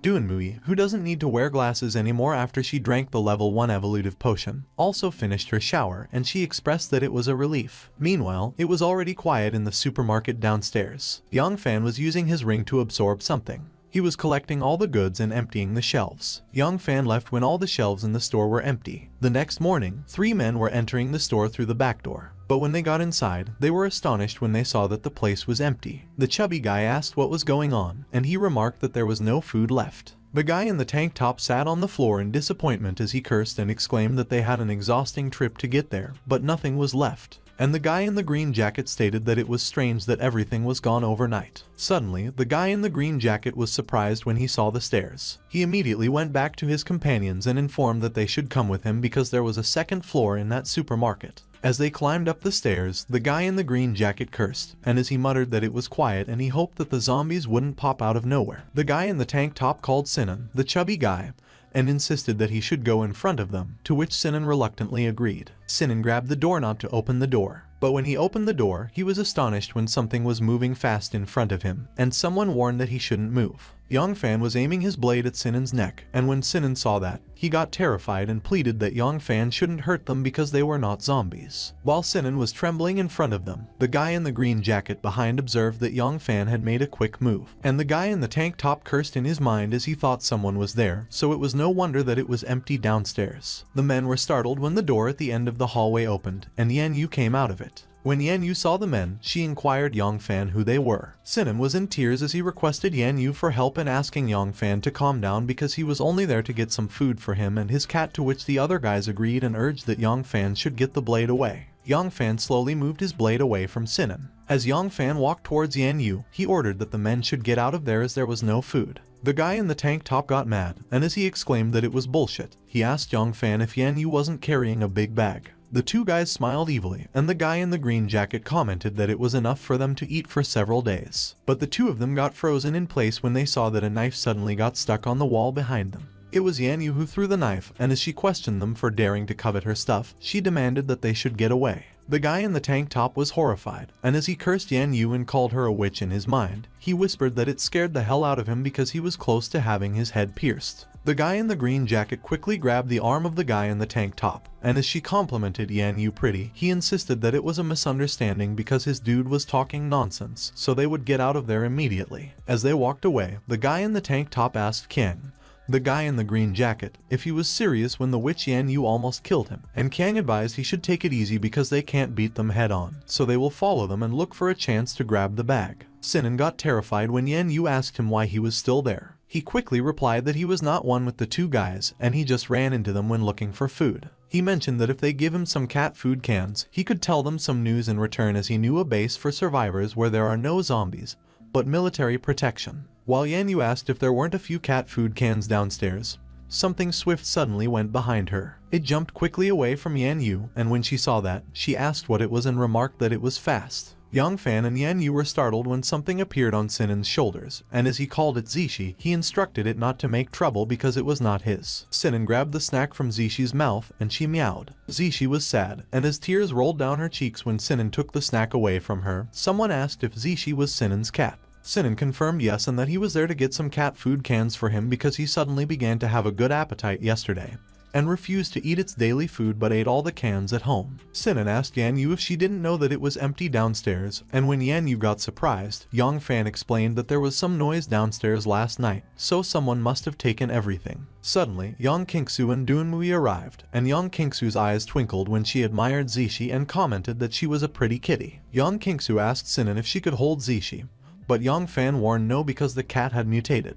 Sinan asked Yongfan how and stated that Zishi was a good cat and not a monster. Yang Kingsu insisted that Yongfan should look because Zishi is so cute and quiet, and she would just hold it for a while, but Yongfan refused no way. Yongfan was surprised when Yang Kingsu stuck her tongue out at him, and she quickly turned to grab Zishi. When she got Zishi in her arms, Yang Kingsu stuck her tongue out at Yongfan again with Zishi and called him a bad guy. Yang Kingsu observed that Zishi is so cute and his hair is so smooth that she will give him half of her snacks. A few moments later, they came out of the supermarket through the back door, and when Sinan asked them if they were sure that they were not going to the base with him, Yan Yu responded no, as they had something else to handle. Yang Kingsu and Zishi was sad as Yang Kingsu bid goodbye to him. Suddenly, a motorcycle was coming towards them at an incredible speed, and someone was asking for help. Zishi looked pissed, while Sinan and Yang Kingsu were astonished, and she seemed to have recognized what they were seeing. Yang Kingsu exclaimed that they were zombie dogs, and the guys from earlier were riding on a motorcycle and being chased by them. The guys asked them for help, but Yan Yu demanded that they should get away and that they had brought the zombie dogs there. The guys apologized, acknowledged that they were wrong, and, as they requested that they help them and not drive them away, Yan Yu scoffed as she called them cowards and ordered that they should hole up. But suddenly, the two guys smiled sinisterly as they looked at each other. The guy in the tank top was about to dig his knife into Yan Yu's back, and he called her a witch as he declared that she should stay there and feed the zombie dogs on herself while Kang was busy grabbing Yang Kingsu's bag behind him. The knife slightly stabbed Yan Yu, and when she screamed in pain, someone grabbed the guy's hand immediately. It was Yang Fan who grabbed the guy's hand, and while Yan Yu was flinching in pain behind him, Yang Fan stated that he knew that the guy was up to no good. The guy kneeled on the ground due to pain, and he cried that it hurt, so Yang Fan should let him go. On the other hand, Duan Muyi and Sinan were both helping Yang Kingsu pull her bag away from Kang, and Kang demanded that they should give him the bag, and as he called Sinan fatso, he shouted hands off. Kang was gritting his teeth and was giving it all he had to take the bag away from them. Suddenly, Kang pointed behind them and shouted that there were zombie dogs, which distracted Sinan and Yang Kingsu. Kang quickly snatched the bag away, and as he called Yang Kingsu a witch, he demanded that she should give it to him. Suddenly, the motorcycle began revving up. Kang fled using the motorcycle while he was carrying Yang Kingsu's bag, and the guy he was with was astonished when he exclaimed that he would see him around. He called everyone bloody idiots, and he thanked them for blocking the zombie dogs. A zombie dog appeared behind Yang Fan, and it roared ferociously. Yang Kingsu got worried about Yang Fan, and she called his name. On the other hand, the guy in the tank top was horrified when he saw that Yang Fan was not letting him go. The guy screamed when Yang Fan threw him towards the zombie dogs. As Yang Fan prepared himself to fight, he declared that everyone should get in the car and not get underfoot. Suddenly, Yan Yu gave her bag to Duan Muyi and instructed that she should hold it. Yan Yu came after Yang Fan, and she insisted that she doesn't always want to be the weak one relying on him. The two of them started fighting the zombie dogs, and as Yan Yu remarked that those little pups aren't so scary, Yang Fan observed that a single zombie dog isn't so dangerous, but they live in packs, run quickly, and keep pouncing on them, so they should retreat immediately. The car arrived, and as it hit one of the zombie dogs, someone yelled and urged that they should get in the car. As Duan Muyi opened the door for them, Yang Kingsu called Yang Fan and insisted that he should get in. Both Yan Yu and Yang Fan were running towards the car, and the zombie dogs were chasing after them. While they were running, Yan Yu and Yang Fan looked back when they noticed a presence behind them. A huge and ferocious zombie was roaring at Yang Fan, and he exclaimed that it was a level 2 mutant zombie dog. When Yan Yu got in the car, Yang Fan urged that they should leave first, but Yan Yu insisted that he should get in quickly. The level 2 mutant zombie dog roared as it charged towards Yang Fan, and when Yang Fan saw that, he commanded that Sinan should drive and should get out of the way. Sinan quickly agreed and drove away, and as Yang Fan blocked the zombie dog's claws with his blade, Sinan wished him good luck. Inside the car, Sinan was astonished when Yan Yu protested and demanded that they should stop because she needed to help Yang Fan, to which Yang Kingsu agreed, and she insisted that they should go help her brother. But as Yan Yu was about to get out of the car, Duan Muyi stopped her and reasoned that she should calm down because Yang Fan is right. She explained that if they get out at that moment, they will do nothing but die, and Yang Fan is a lot stronger than they are, so he will be okay. Meanwhile, the zombie dog rushed towards Yang Fan to attack him again, and Yang Fan managed to block its attack again with his blade. The weight of the zombie dog was heavy that it managed to push Yang Fan to the ground, and it growled as it kept on pushing. Yang Fan was unfazed by the situation, and he confidently taunted the zombie dog if it wanted to bite him. He grabbed the hilt of his blade firmly and asserted that his level 2 blade was not going to let that happen. Yang Fan swung his blade and swiftly decapitated the zombie dog. After defeating the zombie dog, Yang Fan got a white crystal, and he noted that it was nice. Suddenly, Yang Fan was surprised when he noticed that a pack of zombie dogs were barking and charging towards him. Yang Fan warned that although the level 2 giant zombie dog is killed, the smell of blood will only attract more zombie dogs, and he can't kill them all. Suddenly, a car drove behind Yang Fan. Yan Yu quickly opened the door, and as she extended her hand to Yang Fan, she urged that he should get in. Yang Fan immediately took Yan Yu's hand. Yan Yu pulled Yang Fan inside the car, but Yang Fan's face got buried in her bosom, so she was flustered, and she muttered that he should sit up. She was in a daze while she was blushing profusely. Yang Fan agreed, and when he sat up, he looked out the window and saw that the pack of zombie dogs were still chasing them. Calling Sinan chubby, Yang Fan instructed that he should take a few more turns to shake off the zombie dogs, to which Sinan immediately agreed. The car sped up while the zombie dogs continued to chase after them. Suddenly, Yang Kingsu noticed the pool of blood in between Yan Yu and Yang Fan, and she was alarmed. Yang Kingsu asked Yang Fan if he got hurt, and Yang Fan confidently replied no because the zombies couldn't hurt him. Suddenly, Yan Yu leaned towards Duan Muyi, and Duan Muyi screamed when she noticed the blood, and Yang Fan got worried when she exclaimed that Yan Yu was bleeding everywhere. Yan Yu was in pain, but she explained that it was okay because Han Liang, the guy in the tank top, stabbed her, and her wound opened up when she was fighting the zombie dogs. Yang Kingsu turned to Yan Yu and commented that she had lost a lot of blood, so there was no way that was okay. Yang Fan began to inspect Yan Yu's wound, and when she saw that, she asked him what he was doing. He traced the wound with his finger to check it thoroughly. Yang Fan observed that the wound was torn open and Yan Yu was bleeding a lot. He mentioned that he should have gotten some medicine from the dealer. Yang Fan gave his jacket to Duan Mui and instructed that she should help stop the bleeding. He turned to Sinan and requested that he should take them to a drugstore, but Sinan informed that all the drugstores were already empty, but there were drugs and doctors at the base that he mentioned.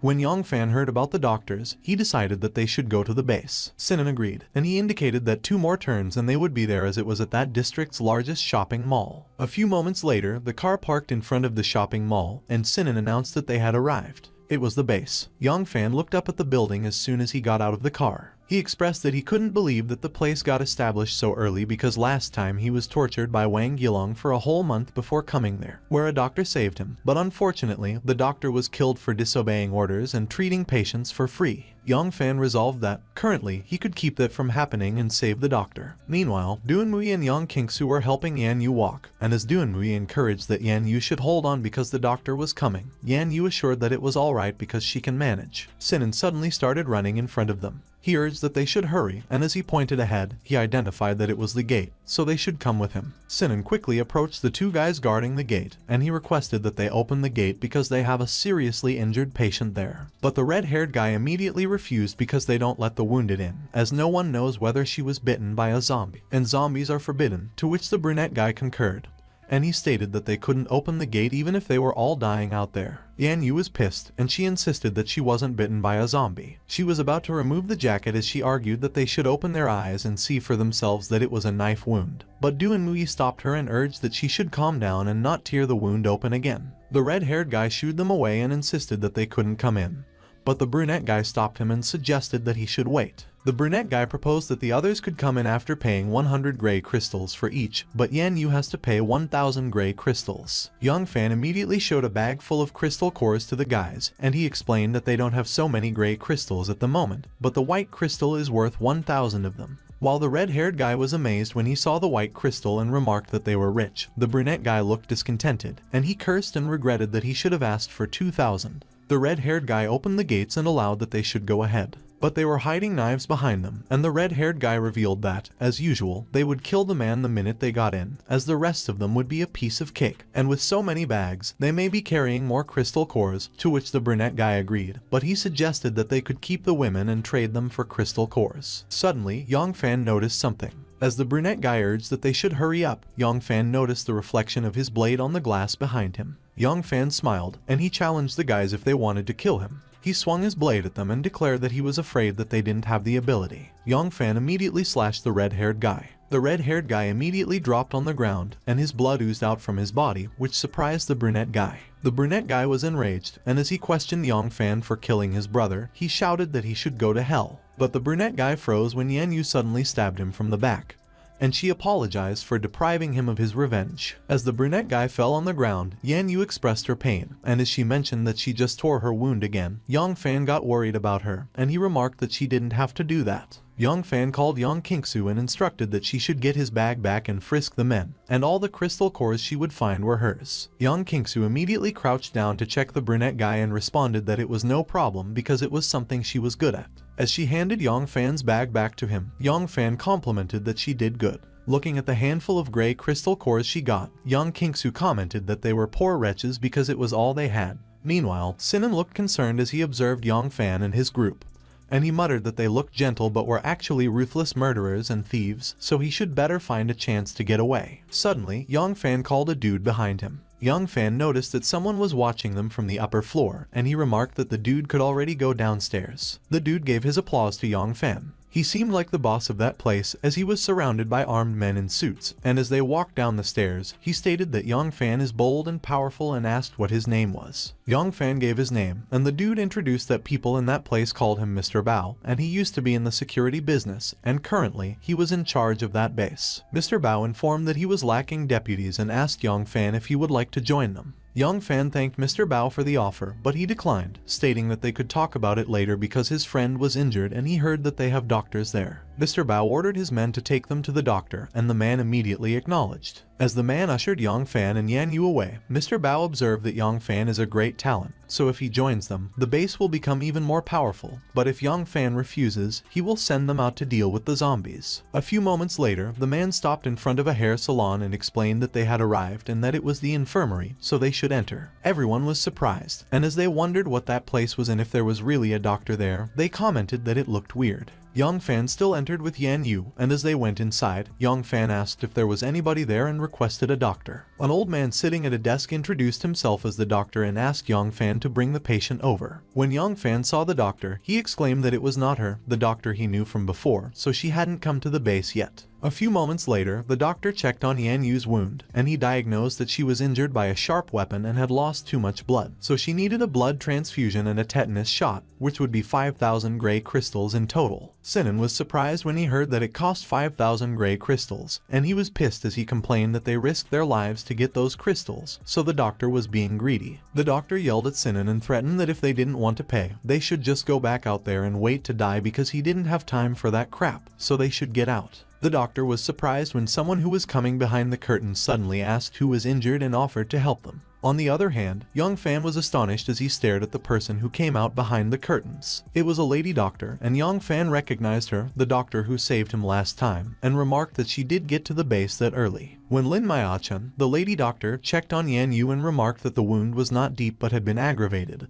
and the blood loss was serious, the other doctor called her and inquired what she was doing. The doctor questioned Lin Maya-chan if she was going to treat Yan Yu for free and if she had any idea how valuable those medical supplies were. Lin Maya-chan replied that as a doctor, it was her duty to save the patient's life, so if the doctor wanted to complain, he should just tell Mr. Bao. The doctor cursed Lin Maya-chan, and he was about to hit her when he shouted that she should just stop, and as he demanded who she thought she was, he proclaimed that he was the boss there. But before he could hit Lin Maya-chan, someone stopped him and grabbed his arm. It was Yang Fan, and as he challenged the doctor for daring to touch Lin Maya-chan, he asked the doctor if he wanted him to cut off his hand, and the doctor was alarmed. The doctor grumbled fine, and as he wondered if they were ganging up on him, he warned that they should wait and see because he would tell Mr. Bao about that, and he walked out of the room. Lin Maya-chan thanked Yang Fan, and she requested that he wait outside because she had to remove Yan Yu's clothes and give her stitches. Yang Fan responded, "You're welcome," but he suddenly proposed to Lin Maya-chan if she would be his woman, which surprised everyone. He confessed that he owed Lin Maya-chan too much in his previous life, so he was not going to let her die again. Meanwhile, his companions were astonished. Young Kingsu was wondering what the hell he was talking about. Duanmuyi wondered if it was a love confession, and Sinan cursed and exclaimed that Yang Fan was really something else because he just met Lin Maya-chan.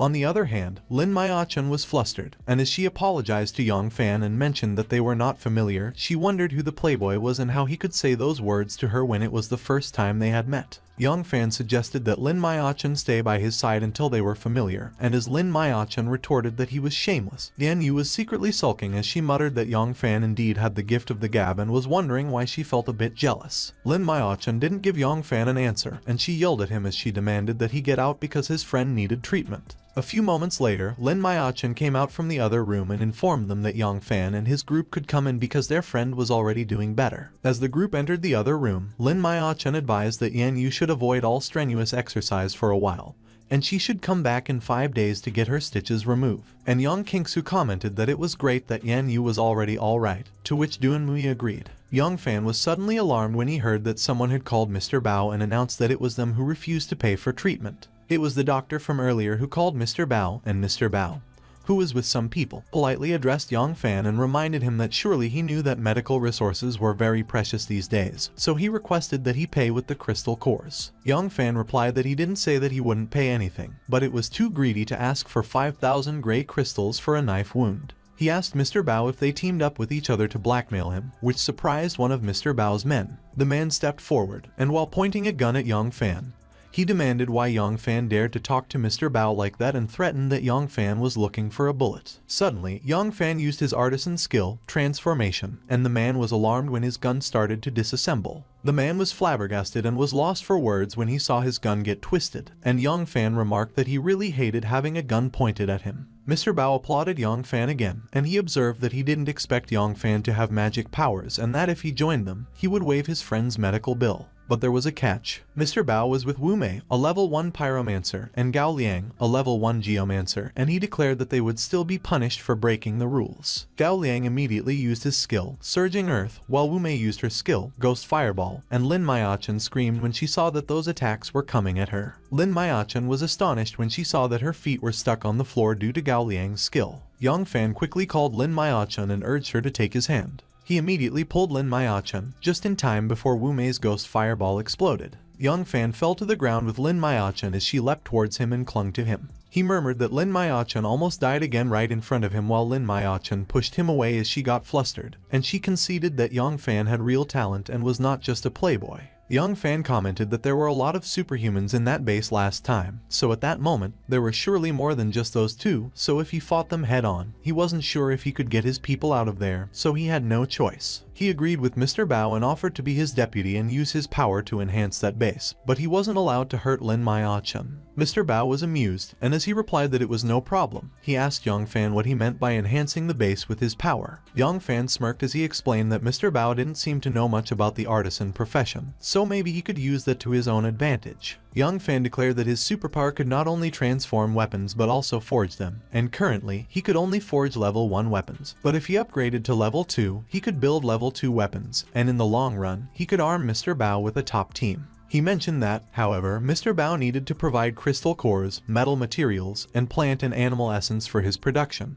But each of his weapons cost 80% less than dealers. When Mr. Bao heard the 80%, he remarked that it was good and attractive, so it was no problem because he was going to provide Yang Fan with enough material. And if his first batch of 100 weapons was up to standard, he would give him a level 2 evolutive potion as a gift. He turned to his man and ordered that he should arrange accommodation for Yang Fan and his group, and the man immediately replied yes. Yang Kingsu exclaimed that Yang Fan was awesome, while Dunmui asked Yang Fan if he was sure that they were going to stay at that base because Mr. Bao didn't look like a good guy. Yang Fan replied that he knew, but Yan Yu's wound had just been stitched up, and they couldn't rush around at the moment, so it was a chance to have a rest, and they could cheat Mr. Bao out of crystal cores and materials. A few moments later, 2 men guarded the door of a room. Mr. Bao was in the room, and he instructed that they should keep an eye on Yang Fan, and when he made a weapon, they should take control of his companions because he was going to have Yang Fan make weapons for them all his life, to which the other man in the room chimed in, and after he added that Yang Fan would become their tool, he laughed. Wu Mei was also in the room, and she giggled as she commented that Mr. Bao was still so vicious. On the other hand, a man was ushering Yang Fan's accommodation, and he announced that their accommodation had been arranged. Suddenly, Gao Liang blocked Yang Fan's way and demanded that he go to another place because Mr. Bao had prepared materials so he could start forging immediately. And Yang Fan replied that Mr. Bao was trying to separate them deliberately,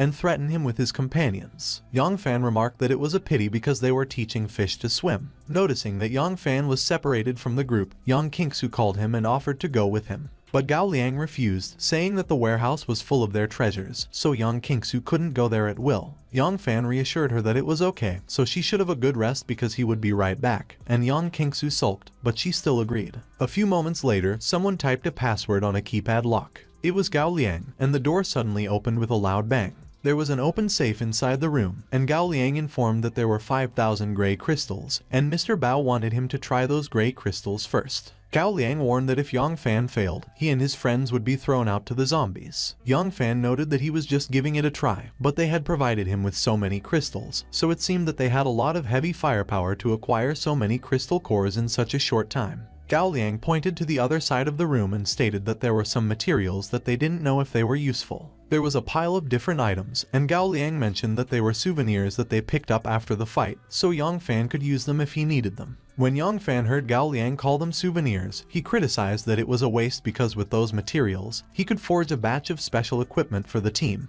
Yang Fan declared that he didn't like people around when he was forging weapons, so Gao Liang should go outside to keep watch. Gao Liang agreed, but he reminded Yang Fan that the warehouse was built according to the specifications of a B-class bank vault, so even bombs couldn't blow it off, and the door was the only way out, so Yang Fan shouldn't try to play any tricks. A few moments later, Yang Fan went to the pile of items, and as he grabbed some, he identified that it was a mutant white ox hort, a level 1 space crystal, and level 1 rare and flexible metals, and he commented that it seemed they really really didn't know the value of those materials. Young Fan inspected the items, and he observed that although the space crystal was small, it was enough to make a storage necklace with 1 cubic capacity, and he could use other materials to forge some special equipment for his companions to enhance their power so they could get out of there later. He placed the materials on the floor. Young Fan used his artisan skill, transformation, and began transforming the materials he laid on the floor. He created 10 level 1 long blades, a level 1 shield, level 1 scanning glasses, level 1 body armor, a level 1 space necklace, and a level 1 desert eagle. Young Fan sat on the floor, and as he wore the space necklace,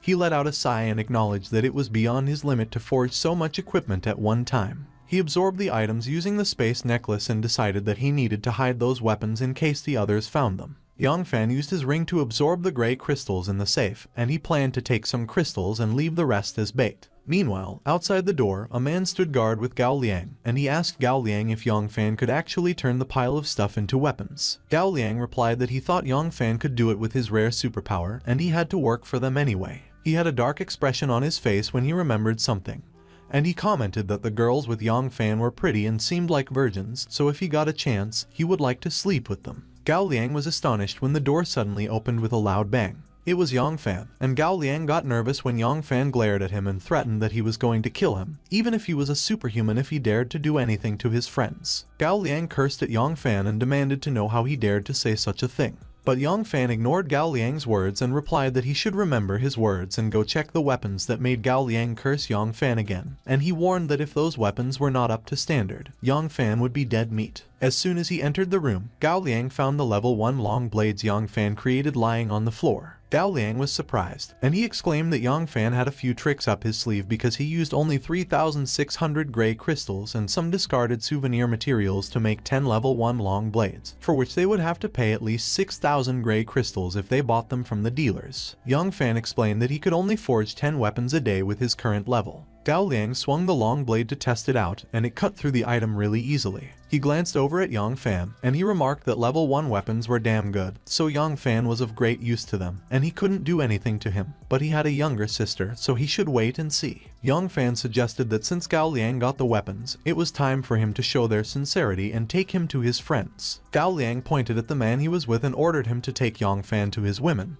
to which the man immediately agreed. A few moments later, the man led Young Fan towards a room. Young Fan noted that he only gave them 10 weapons that time, and they were happy, so Mr. Bao would probably offer him the evolutive potion for more weapons when the man ushered him towards the door. The man grabbed the knob to open it. The girls inside the room had just finished their bath and were still in their underwear when Young Fan entered, and they were all surprised. Yan Yu screamed and covered her chest while Dun Mui asked Young Fan why he didn't knock. But Young Fan just ignored them and kept walking into the room while taking the space necklace off. Young Fan summoned the equipment out of the space necklace, and he stated that he forged them some equipment. Young Kingsu's eyes twinkled, and she was amazed as she exclaimed that there was much stuff in the necklace. She quickly grabbed the space necklace from Young Fan's hand. Young Kingsu started shaking the space necklace and joked that the treasures should come out. Young Fan patted Young Kingsu's head and explained that the level 1 space necklace was a treasure itself, and it had a storage space of 1 cubic meter so she could put whatever she wanted in it. And Young Kingsu announced that she was going to fill it with snacks and thanked Young Fan. He gave the level 2 Desert Eagle with endless bullets and the level 1 scanning glasses for analyzing items to Yan Yu and Dun Mui, and he mentioned that those items were specially made for the two of them. When Yan Yu heard that it was a level 2 pistol with endless bullets, she exclaimed that it was amazing and that they didn't have to be afraid of zombies anymore. While Dun Mui complimented Young Fan and expressed her amazement because the glasses could analyze items. Suddenly, Sinan entered the room, and when Young Fan saw him, he remarked that he showed up just in time. Young Fan gave the level 1 shield to Sinan and explained that it could be enlarged to defend against attacks by mutants below level 1, so he should take it, and Sinan was amazed as he expressed that he had a level 1 shield. Young Fan gave the level 1 body armor to Lin Maya-chen, and he informed her that it was for her as it could also defend against attacks by mutants below level 1, so she should put it on. Lin Maya-chen was flustered as she teased Young Fan, calling him a pervert, and wondered if he couldn't make it in another style, but she still thanked him. On the other hand, Mr. Bao was in a room with 2 ladies that were all over him while Gao Liang showed the long blades to him, and as he asked Gao Liang if Young Fan forged those weapons, Gao Liang confirmed that they looked like level 1 weapons, but he didn't know how good they were in use. Mr. Bao swung one of the long blades and suggested that they should try it out. The table in front of Mr. Bao quickly got cut in half, and it filled the room with a loud sound when it collapsed on the floor. Mr. Bao stated that it was good because it was as sharp as his level 1 dagger. So Gao Liang should go get more crystal cores with his team the next day because it only cost 3,600 gray crystals to forge 10 blades, which was much cheaper than the dealer's price. Gao Liang agreed that it was no problem, but he asked Mr. Bao if they should arrest Yang Fan's woman so that he could do nothing but forge equipment for them at the base forever. Mr. Bao dismissed the idea, saying there was no hurry because Yang Fan couldn't get out of there, and one of the women he was with teased him, saying he was bad and that she liked the way he was. Early in the morning, Gao Liang's team rode their motorcycles out of the base. Gao Liang was leading them, and he instructed that except for the firepower unit, all of them should use the long blades forged by Yang Fan because they were going to run out of firepower sooner or later. But the cold weapons were durable, to which one of his members speculated that maybe Yang Fan would be able to make firearms too, and at that time, their base would be indestructible. Meanwhile, someone was watching the team leaving the bases through the window. It was Yang Fan, and he observed that the team even had American-made heavy machine guns, so it was no wonder that they got so many rare materials, and at that moment, they were probably going out to fight the mutants again. Yang Fan concluded that it seemed that Mr. Bao was very satisfied with the weapons he forged the other day, so he sent his men to collect crystal cores and rare materials for him so he would put them to good use. Sinan was startled when someone knocked on their door, and as he called Yang Fan, he remarked that someone came there for him. When he opened the door, Yang Fan was startled when he saw that a woman was standing in front of it. It was Lin Maiachun, and she informed that the leader, Wu Mei, who is Gao Liang's mistress, was in the living room. Yang Fan came into the living room with Lin Maiachun, where Wu Mei was waiting. Wu Mei stated that she had been waiting for Yang Fan for a long time because that day's materials were ready, so she wondered if she would have the honor to see how he forged such powerful weapons. Yang Fan replied that maybe in the afternoon because his superpower hadn't fully recovered yet, so he couldn't make them at the moment. He explained that Mr. Bao not only sent people to get materials but also urged him to forge, so he did have great ambition, which was good. Wu Mei reached out to Yang Fan as she suggested that he shouldn't be so fierce because she would wait there or in his room, and in her mind, she thought that when he got Yang Fan seduced, of course, he was going to make her some special weapons. But Yang Fan grabbed her hand to stop her from touching him, and he declared that he was going out that morning. Wu Mei asked Yang Fan where he was going because she would go with him, while in her mind, she was wondering how come Yang Fan was indifferent to her and pondered that she had to do something.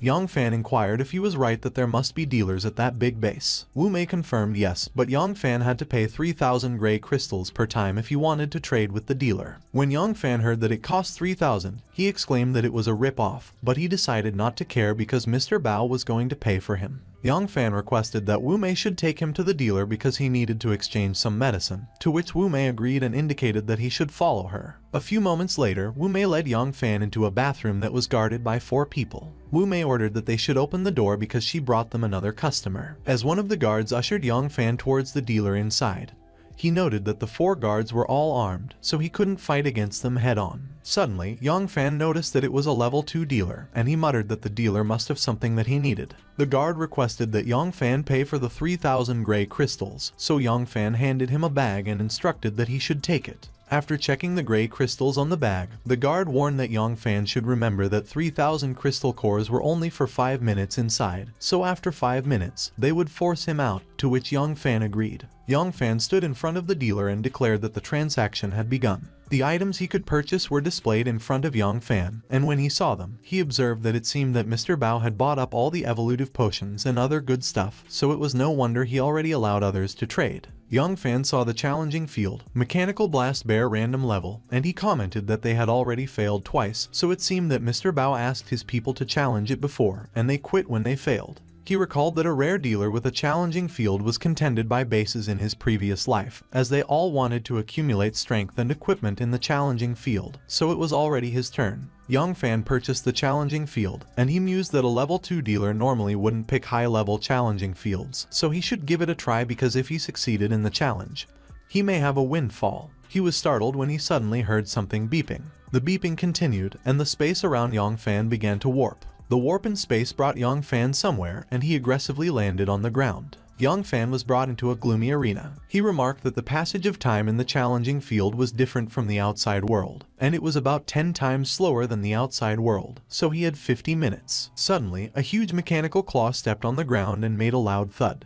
Yang Fan was astonished by what he saw. He was facing a huge mechanical blast bear, and its roar was powerful enough to create a strong gust of wind around the arena. Yongfan quickly summoned his blade and stated that the best defense is offense. Suddenly, the mechanical blast bear swung its arms, and it made a loud clanging sound as Yongfan blocked it with his blade, and he admitted that it was powerful. Seeing the crystal on the mechanical blast bear's head, Yongfan was alarmed, and he exclaimed that it was a level 3 bear. The mechanical blast bear roared loudly, and Yongfan cursed as he got sent flying by its attack. Yongfan crashed into the ground, and he was followed by a huge explosion as the mechanical blast bear threw something at him. He dodged the explosion, and as the fire burned fiercely in front of him, the mechanical blast bear roared again. Yongfan was astonished, and he remarked that the bear was better than him in strength, speed, and defense, so the chance to win was too slim. But there is nothing without a weakness in that world, because even a level 8 or 9 monster has weak points. As the mechanical blast bear was about to swing its claws at Yongfan once again, Yongfan realized something, and he muttered that it should be the bear's weakness. Yongfan quickly swung his blade to block the mechanical blast bear's attack.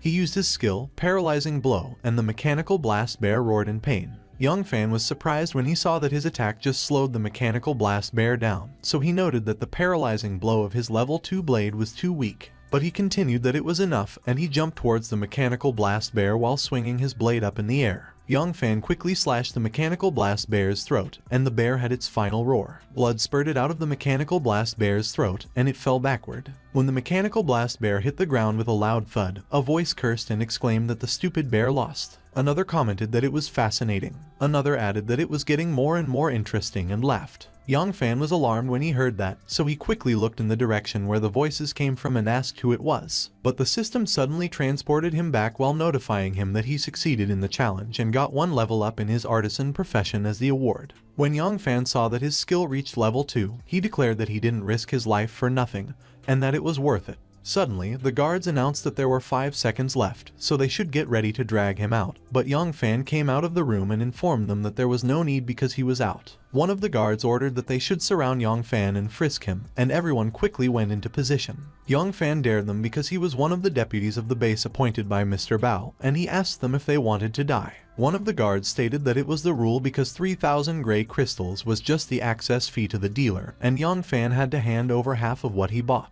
Wu Mei chimed in and suggested that Yongfan should just let the guards search because if Mr. Bao knew about it, his companions may be in danger because of his impulse. But Yongfan glared at her and retorted that what he hated the most was someone threatening him with his companions. Yongfan explained that he bought nothing because the dealer didn't have the medicine that he was looking for. The guard grinned evilly and commented that everyone says so when they come out. But the truth is that they all lie. Yongfan questioned the guard what would happen if he couldn't find anything from him, and the guard confidently promised that if he couldn't, he's going to cut off his head, and Yongfan could kick it around like a ball because no one would believe that Yongfan had no transaction in 5 minutes. Yongfan agreed and proposed that they should frisk him and that the guard should remember what he promised. The guard ordered the others and instructed them to search every part of Yongfan's body, even the underwear. A few moments later, the other guards reported back, and one of them reported that there was nothing in Yongfan's clothes, while the other confirmed that there was nothing in Yongfan's underwear, and there were only 4 gray crystals in his bag. The guard was astonished, and he inquired how that was possible. Suddenly, one of the guards was alarmed when Yongfan grabbed his rifle, and he questioned Yongfan what he was doing.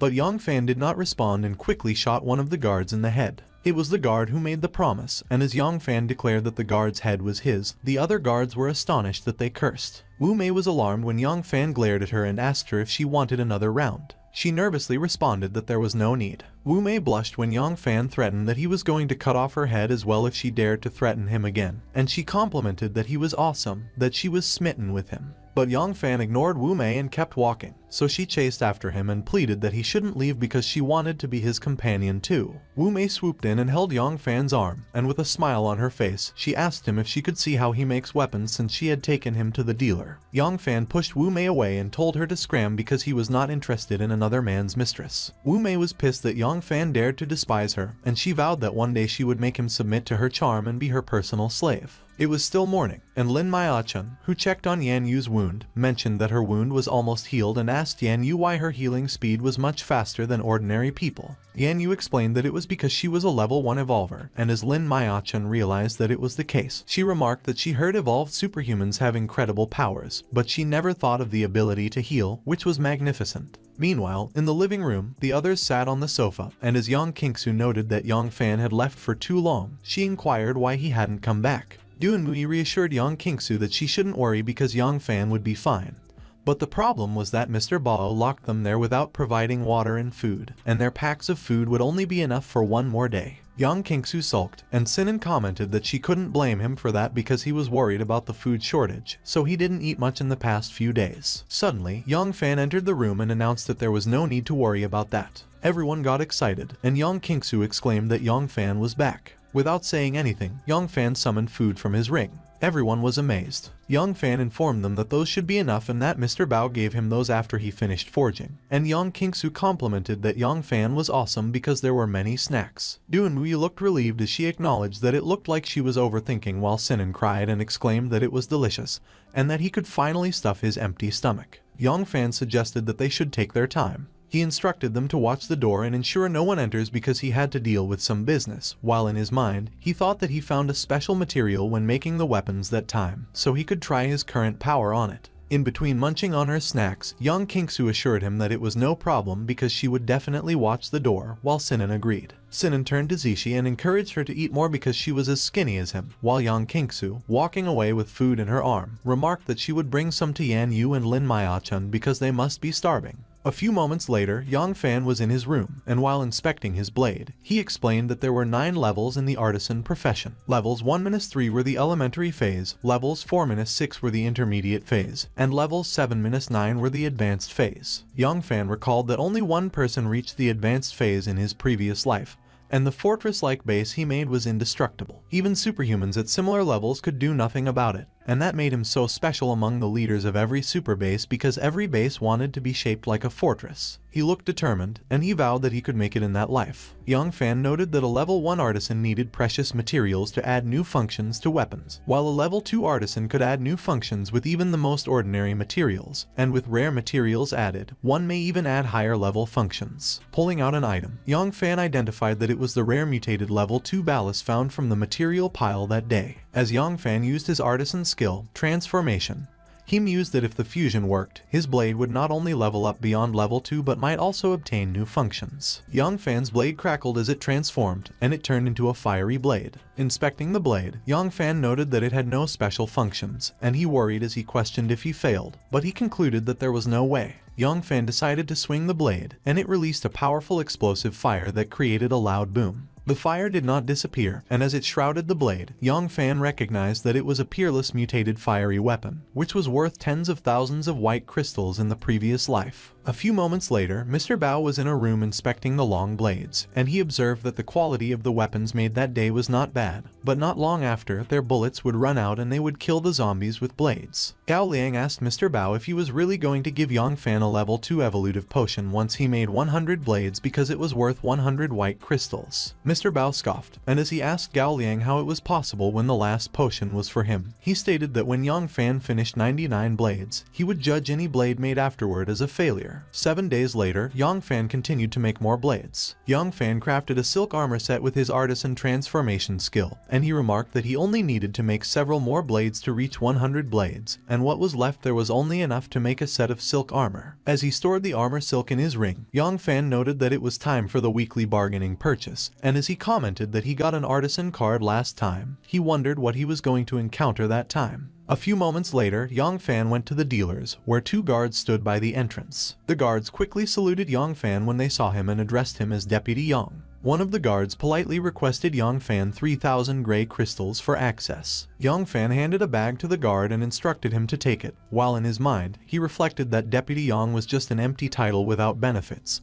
So as soon as he got the evolutive potion, he was going to leave. He stood in front of the dealer and declared that the transaction had begun. The items appeared in front of Yang Fan, and he looked up to them. Yang Fan used his ring to refresh the dealer's item, and he urged it to come on and not let him down. One of the items refreshed and summoned a new item. Yang Fan was startled when he saw it. He was surprised as he remarked that it was the scarcest sage card in the previous life, where a level 8 sage could determine the fate of both the living and the dead, and he was the person every super base fought for. Young Fan finished the transaction, and as he walked away, he explained that he had to persuade Lin Maya-chun to leave with them because that card was made for her, and the power of his team would be reinforced. He thought of Xiao and that he should wait for him. When Young Fan came out of the restroom, he saw Wu Mei, and she exclaimed that it took her so long to find him. On the other hand, someone knocked on the door where Young Fan's companions were staying, and as Yang Qingsu ran towards the door and shouted that Young Fan was back, Yan Yu asked why Young Fan returned so early that day. But Yang Qingsu was surprised when she opened the door and saw Gao Liang.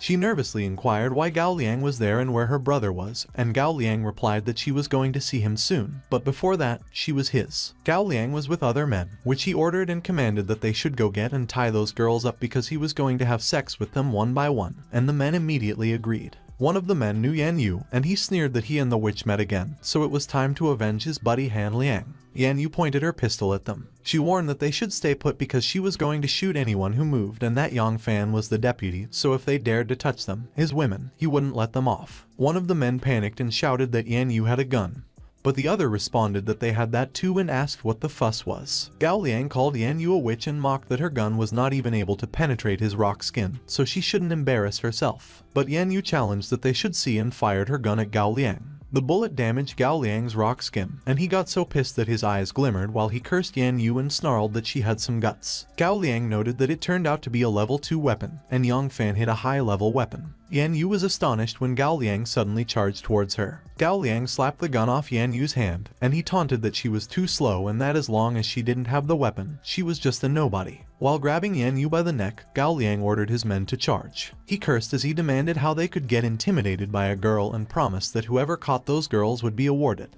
Lin Maya-chan and Duan Muyi were wielding knives while they tried to protect the group, and as they got cornered, they yelled that the men should stay away. Duan Muyi commented that she could see through the men's weaknesses, and the glasses Yang Fan gave her could help. But she was surprised when Lin Maya-chan suddenly charged with her knife, and the man managed to block her attack by grabbing her arm. Lin Maya-chan called Sinan and Yang Qingsu and urged that they should find Yang Fan immediately, to which Sinan agreed. As they tried to run, one of the guys caught Yang Qingsu, and as he mocked them if they were counting on Sinan to take them to Yang Fan, he boasted that they could only wish because a loser would always be a loser. Yang Qingsu screamed and demanded that the bad man let go of her. On the other hand, Sinan and Zishi got angry when they heard what the man said. Sinan pointed at the man, and as he instructed Zishi to bite him, Zishi quickly jumped at the man. The man screamed in pain as Zishi scratched his face. While everyone was fighting, Gao Liang suddenly commanded that they should all stop. Gao Liang was grabbing both Lin Maya-chan and Yan Yu by their necks, and he threatened that if they made one more move, he was going to crush their heads. Sinan cursed, and he got worried for Yan Yu and Lin Maya-chan,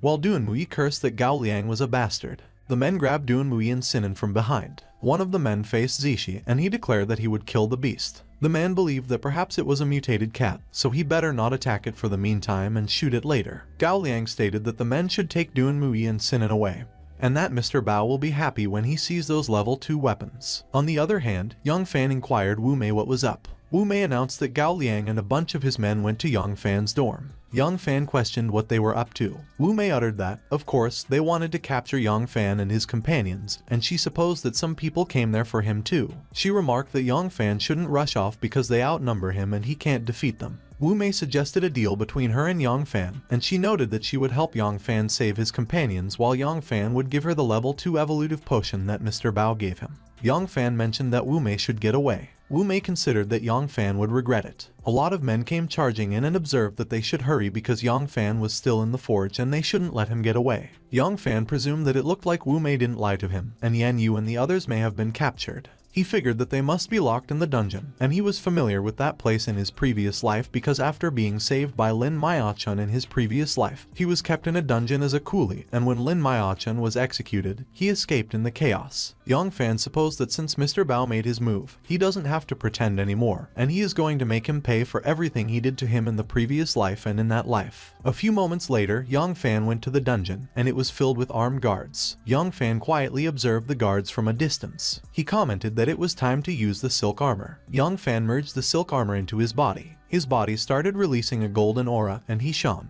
The golden aura was powerful, and it drowned the entire area with its light. Meanwhile, one of Gao Liang's men pushed Young Fan's companion in a room and recounted that they should get in. Yan Yu explained that they can't sit there and do nothing. Duan Mui agreed and pronounced that her scanning glasses tell her that the rope around Yan Yu's wrist was worn. She revealed that Yan Yu should use the shard of glass in her hand, and she could untie it easily. Yang Qingsu reported that Duan Mui was smart. Meanwhile, Sinan expressed that Zishi should be good and not make any noise while he breaks the rope with his teeth. On the other hand, Duan Mui moved closer to Yan Yu to use the glass shard. Duan Mui slowly cuts Yan Yu's rope, but the light gets reflected on the glass. One of the men outside the room noticed it and queried where the light came from. He quickly opened the room, which surprised Duan Mui and Yan Yu. The man probed if they played tricks and cursed them. Yan Yu declared that the man was a scum, and as she questioned him for daring to hit a woman, he cursed. Meanwhile, Sinan stated that Zishi did well. He remarked that the man bullied a woman, so he would kill him as he was a scum. Another man suddenly came in, and he warned that Sinan should stop and not move, or he would shoot him. The first man cursed Sinan and questioned him for daring to hit him. He threatened that he would definitely kill Sinan while cursing him, and Yan Yu announced that the man should stop. Zishi approached them, and he meowed aggressively at the man. The man demanded that the other man should give him the gun. He insisted that Zishi should shut up, and he would kill him first. Sinan urged that the man shouldn't hurt Zishi, and Yang Qingsu got worried for him. The man cursed, and as he decreed that Sinan should die then, Duan Mui exclaimed that the man should stop. Suddenly, a shoe came flying towards the man at an incredible speed. The man screamed in pain as the shoe hit his face. He cursed and inquired who threw the shoe at him. Yang Fan responded that it was him. He proclaimed that he would get the man later, but since he showed up himself, he would kill him immediately. The man retorted that they would see and ordered the others to shoot Yang Fan and fire. Yan Yu advised that Yang Fan should leave and not mind them, while Yang Qingsu cautioned that Yang Fan shouldn't come over. But Yang Fan just stood there while the men fired their bullets at him. He prepared to attack, and the fire in his sword intensified. Yang Fan observed that it was child's play. The guards were surprised when they saw that the bullets they fired got cut in half. They fired more bullets at Yang Fan, and Yang Fan created an orb to protect himself from the bullet. The guards asserted that Yang Fan was a monster and the bullets couldn't touch him. Yang Fan swung his sword. He decapitated the guards and pronounced that they should die. Duan Mui praised that it was awesome while Lin Maiachan queried if it was Yang Fan's real strength. Suddenly, the man took Yang Qingsu as a hostage, and he commanded that Yang Fan should let him go or he and Yang Qingsu would die together. Yang Fan was speechless, and he was troubled by the situation. Lin Maiachan suddenly commented that the man was an asshole and that she would kick him to death. Yang Qingsu quickly ran towards Yang Fan while the man fell on the floor. The man pointed his gun at Lin Maiachan and roared that she should go to hell. But he was horrified when he saw that his hand got cut off. Yang Fan concluded that the man had no other chance. He plunged his sword into the man's head, and blood spurted out of it. Yang Fan stated that they had fallen out with Mr. Bao, so everyone should get ready to leave the base, and Sinan remarked okay. Mr. Bao suddenly inquired Yang Fan if he wanted to leave. He noted that there was no way. Mr. Bao declared that he treated Yang Fan well, yet he killed his men, and Gao Liang voiced that there should be no more talks as Mr. Bao should kill Yang Fan and avenge their men. Yan Yu announced that she will shoot whoever touches Yang Fan. And while Sinan deployed his shield, Duan Mui commented that she would scan and analyze the weaknesses. Mr. Bao pronounced that he will give Yang Fan another chance due to his respect for him, so as long as he hands over any member of his team, he will still be Deputy Yang, and he will forgive what he has done. Yang Fan expressed that it sounded good because Mr. Bao has heavy weapons and superhumans, while what he has are several women and a fat man, so they are throwing a straw against the wind if they fight. Yan Yu observed that Yang Fan should hand her over because he saved her life. On the other hand, Sinan considered that he was the most useless, and he tricked them into the base back then. Lin Maiachan suddenly disagreed and mentioned that Yang Fan should hand her over because she was the latest one to join the team and she belongs to the base. Yang Fan queried them why they argued and articulated that he just appreciated Mr. Bao's proposal. Duan Mui called Yang Fan and pronounced that the weak point of the wall behind them is at the junction of the 3.3 meter x-axis and the 5.2 meter y-axis. Yang Fan swung his sword at the wall. He uttered that he will never give up on his teammates. A loud booming sound was produced when the wall collapsed. Yang Fan proclaimed that everyone should run. Lin Maiachan and Duan Mui believed that Yang Fan didn't give up on them. Meanwhile, Mr. Bao vocalized that the guards should fire. He conveyed that they should get Yang Fan and his companions alive or dead and that they shouldn't let the brat run away. Sinan affirmed that everyone should go and that he will cover them. Suddenly, Gao Liang jumped above Sinan and insisted that he should take his attack. Sinan was horrified, and he screamed. Yang Fan suddenly attacked Gao Liang and revealed that he risked his neck. Gao Liang concluded that Yang Fan was just at the right time and used his skill, Lapidify Rock Blades. Yang Fan quickly moved to the side to dodge Gao Liang's attack. He held his sword with both his hands. Gao Liang was alarmed when he saw that Yang Fan was able to dodge his attacks and charged straight at him. Yang Fan swung his sword at Gao Liang. Gao Liang screamed in pain as his neck got slashed. He questioned how that was possible and how Yang Fan could break his level 1 lapidifying power. Yang Fan jumped off the ground without answering Gao Liang's question. He raised his sword above his head as he lunged at Gao Liang. Yang Fan stressed that Gao Liang would have no chance to know the reason. Yang Fan noticed Yan Yu's gun, and he believed that Gao Liang didn't give it to Mr. Bao as he wanted to keep it himself, and it was a pity that he couldn't make it. Yang Qingsu suddenly called Yang Fan and stated that he should come out. Yan Yu declared that Yang Fan should grab her hand. On the other hand, Mr. Bao uttered that the guards shouldn't let Yang Fan and the others run away. He remarked that Yang Fan killed his man, so he will make him pay with his life, and the guards announced yes. Sinan shielded Yang Fan from the bullets and voiced that Yang Fan should go. But Yang Fan took Sinan's shield and pronounced that he should go first. Sinan thanked Yang Fan and commented that the shield was too heavy, while Yan Yu explained that he should come up. Suddenly, one of the guards launched a rocket at them. A huge explosion occurred, and Yan Yu shared that Yang Fan should watch out. Yang Fan looked behind him and saw that rocks fell from the ceiling. He immediately rushed towards the rubble. Yang Fan quickly climbed out of the hole he created. As soon as he got out, the hole crumbled. Yang Qingsu mentioned that Yang Fan was sharp earlier and that they should go because the hole is blocked, so Mr. Bao couldn't catch up with them for a while, and Yang Fan noted okay. Yang Fan observed that he got Yan Yu's gun back, and Yan Yu thanked Yang Fan. Yan Yu considered that Yang Fan remembered to take her weapon under that situation. Suddenly, the hole that collapsed and was covered exploded. Mr. Bao called Yang Fan and reported that none of them could leave because he was already so angry. Yang Qingsu indicated that Mr. Bao was a monster, and Yan Yu revealed that she shouldn't be afraid and that she should go as she will cover for her. Yan Yu fired her bullets, but Mr. Bao easily dodged all of them. Mr. Bao inquired if that was it. He articulated that he is a level 2 beast superhuman. Yang Fan quickly moved in front of Yan Yu. He used his sword to block Mr. Bao's claws. Yang Fan asserted that everyone should get out of there because beast superhumans are more powerful than ordinary humans, so they are no match for Mr. Bao. He cursed and specified that zombies also came there. Mr. Bao claimed that Yang Fan was a bastard and cursed him. He released his powerful aura and sliced the zombies around him in half. Yang Fan quickly deployed the shield and insisted that everyone should stay behind him. He maintained that Mr. Bao's aura was powerful. Du and Mui suddenly affirmed that they should go and that there was a car. Yang Qingsu called Yang Fan and pointed out that they should go, but Yang Fan emphasized that they should go because he will stall Mr. Bao. When Mr. Bao heard that Yang Fan would stall him, he warned that Yang Fan courted death, and that he would break his legs and prevent him from escaping, so he would make weapons for him at the base forever with his paralyzed body. He wrapped his hands with his aura and placed it on the ground. Mr. Bao cautioned that if Yang Fan would dare to disobey him, he will have his men assault his women under his nose. He jumped off the ground and charged towards Yang Fan. Mr. Bao threatened that he will make Yang Fan's life a living hell. Yang Fan remarked that they should see who would die first. Mr. Bao inquired Yang Fan if a level 1 loser wanted to fight against him head-on. Yang Fan swung his sword at Mr. Bao, and Mr. Bao was taken aback. Mr. Bao queried how Yang Fan's damned blade could cut off his claws. When Yang Fan heard what Mr. Bao uttered, he stated that it was a mystery weapon that he made with the materials he gave him, and he believed that he was at a lower level than Mr. Bao, so he better threaten him with the fiery blade to buy some time. Mr. Bao commented that Yang Fan was lying because those materials are just a load of crap, and Yang Fan noted that he could only make level 1 weapons. Yang Fan observed that Mr. Bao was naive and questioned him if he really believed what he asserted. Mr. Bao considered that level 1 weapons could never harm him, and as he wondered if the blade could be a level 2 or even a level 3 weapon,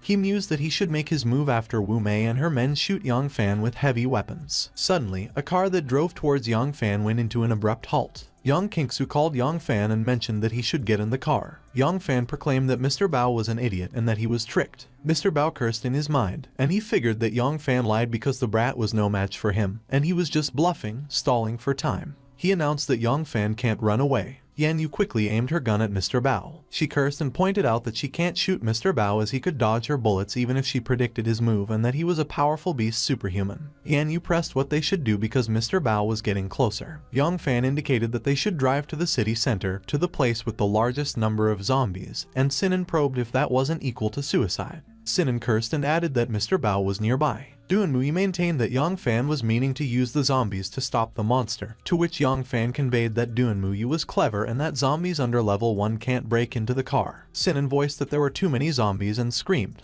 Yang Fan insisted that they should speed up. Meanwhile, Mr. Bao roared loudly and released his powerful aura to deter the zombies. Yang Qingsu predicted that Mr. Bao would be eaten by zombies, and Yang Fan was right. But Mr. Bao cursed, and he intensified the aura he released to eliminate the zombies around him. His aura was powerful that it almost reached the car where Yang Fan and the others were in. Mr. Bao started chasing after the car again. Doonmui sought to know how that was possible and affirmed that Mr. Bao was following them again. Young Kingsu informed that Doonmui should speed up because Mr. Bao was about to catch them. Doonmui sped up like she was told. Suddenly, she exclaimed that there was something ahead. A huge zombie walked towards them. Young Fan revealed that it was a level 3 zombie. Young Fan stated that the city center was once densely populated, so it was no wonder that a zombie king appeared within such a short time. Sinan inquired if a level 3 zombie was powerful and if those zombies weren't senseless and easy to get killed, to which Young Fan remarked that it was not like that because level 3 zombies already have some special powers, and compared with Mr. Bao, those immortal and bloodthirsty things are more terrifying. The level 3 zombie quickly jumped off the ground and charged towards Young Fan. Behind Young Fan, Mr. Bao roared and declared that Young Fan had nowhere to go. Young Fan mentioned that they have zombies and Mr. Bao as their enemies, and they can't escape, so he will stay while everyone goes. But Young Kingsu objected no and that Young Fan should go with them. Yan Yu agreed and asserted that they won't leave without Young Fan, so they will die together, but Sinan screamed and shouted that he didn't want to die, so he pleaded God to help him. Young Fan was taken aback when he saw that the level 3 zombie attacked Mr. Bao. Mr. Bao was surprised, and he cursed as he announced that he would kill the level 3 zombie. Young Fan went back into the car and suggested that Doonmui should drive, to which she agreed. While Mr. Bao and the level 3 zombie fought, the car drove through the horde of low-level zombies in front of them. Doonmui queried Young Fan why the zombie didn't attack them. Young Fan noted that it also surprised him that level 3 zombies could pick their food and that a high-level superhuman could provide more energy for them to evolve, so they have to thank Mr. Bao at that time. Doonmui questioned if it meant that the higher level someone is at, the greater danger they will face, and Young Fan clarified that it was not exactly the case because high-level superhumans need high-level crystal cores to enhance themselves, so those higher-level zombies could also be their prey, and it was about who was more competent. Lin Mayachan suddenly proposed that they should drop the topic for the meantime and wondered where they were going next. Young Fan pronounced that they were going to Ocean City as there are military powers over there and the city is one of the relatively safer zones for humans at present. And Young Kingsu added that they could finally visit their mom and dad and that she was wondering if they were safe at the moment. Yan Yu glanced over Young Fan with a melancholic look on her face. Young Fan inquired Yan Yu what was wrong, and Yan Yu responded nothing.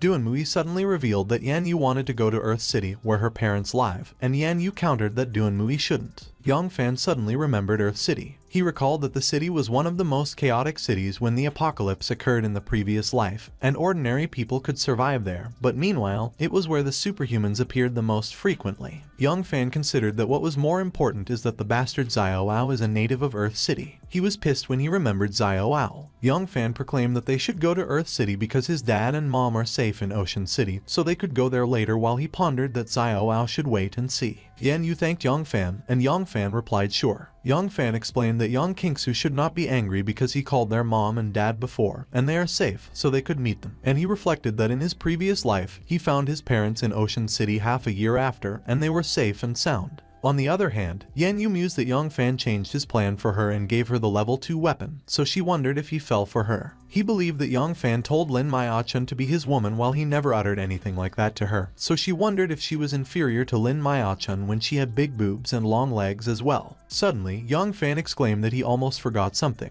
He disclosed that it was the profession card he got at the base, and it fits Lin Mayachan because they needed a medical superhuman at the moment, and Lin Mayachan demanded what the profession card was. Meanwhile, Yan Yu suspected that Young Fan was even giving Lin Mayachan a profession card. Young Fan predicted that Lin Mayachan will soon find out that the card will open a new world for her. A huge amount of data quickly transferred to Lin Mayachan. She opened her eyes, and they glowed. Lin Mayachan professed that she was a sage. Sinan inquired if Lin Mayachan was crazy. Young Fan replied no and that the card has become a part of Lin Mayachan, so from that point onward, she is a sage superhuman. He used a sharp metal to cut his hand. Lin Mayachan immediately used her skill, Sage Healing. Everyone was amazed when they saw that Young Fan's wound was completely gone. Young Fan commented that it was Lin Mayachan's power. Young Kingsu remarked that it was fantastic because they don't need to worry about injuries anymore. Lin Mayachan suddenly stated that she feels tired, and as she questioned Young Fan what was wrong with her, Young Fan responded that it was fine because the power takes her mental energy, and she was at a low level at the moment, which is why her body hasn't adapted to it yet. Young Fan advised that if Young Kingsu doesn't want Lin Mayachan to die from exhaustion, she better not get herself injured, and Young Kingsu acknowledged that she will be more careful and not add any burden to Lin Mayachan.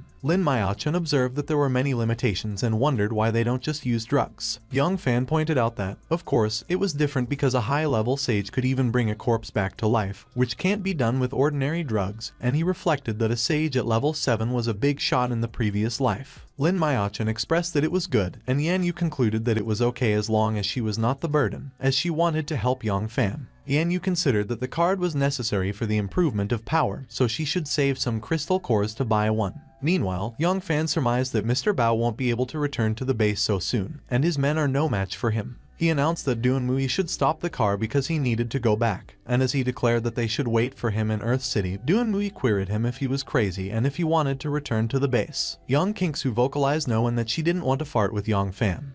But Young Fan affirmed that she shouldn't worry because he was going to take what he deserved. Yan Yu uttered that she was going with Young Fan, but Duan Mui maintained that if they go, they will become Young Fan's burden, so they should check the situation in Earth City first and prepare to help Young Fan after his arrival. Yan Yu admitted that Duan Mui was right and that she was too weak. A few moments later, Young Fan walked out of the car with his fiery sword in his hand. A zombie greeted him as soon as he got near the base. The zombie roared loudly as it charged towards Young Fan. Young Fan simply swung his sword to eliminate the zombie. He got a crystal core from it. Young Fan reckoned that by walking down the hole, he could get into Mr. Bao's warehouse without being noticed, so Mr. Bao had left him a good path before he left. The guards cursed when they saw Young Fan, and they questioned him for daring to return. They fired their bullets at Young Fan, and Young Fan maneuvered his body in the air to dodge those bullets. Young Fan murmured that it was bad luck for the guards. In an instant, the guards lay on the ground and bled out. Young Fan noted that the door can't resist his weapon. He swung his sword and destroyed the door. Young Fan entered the warehouse where all the materials were stored.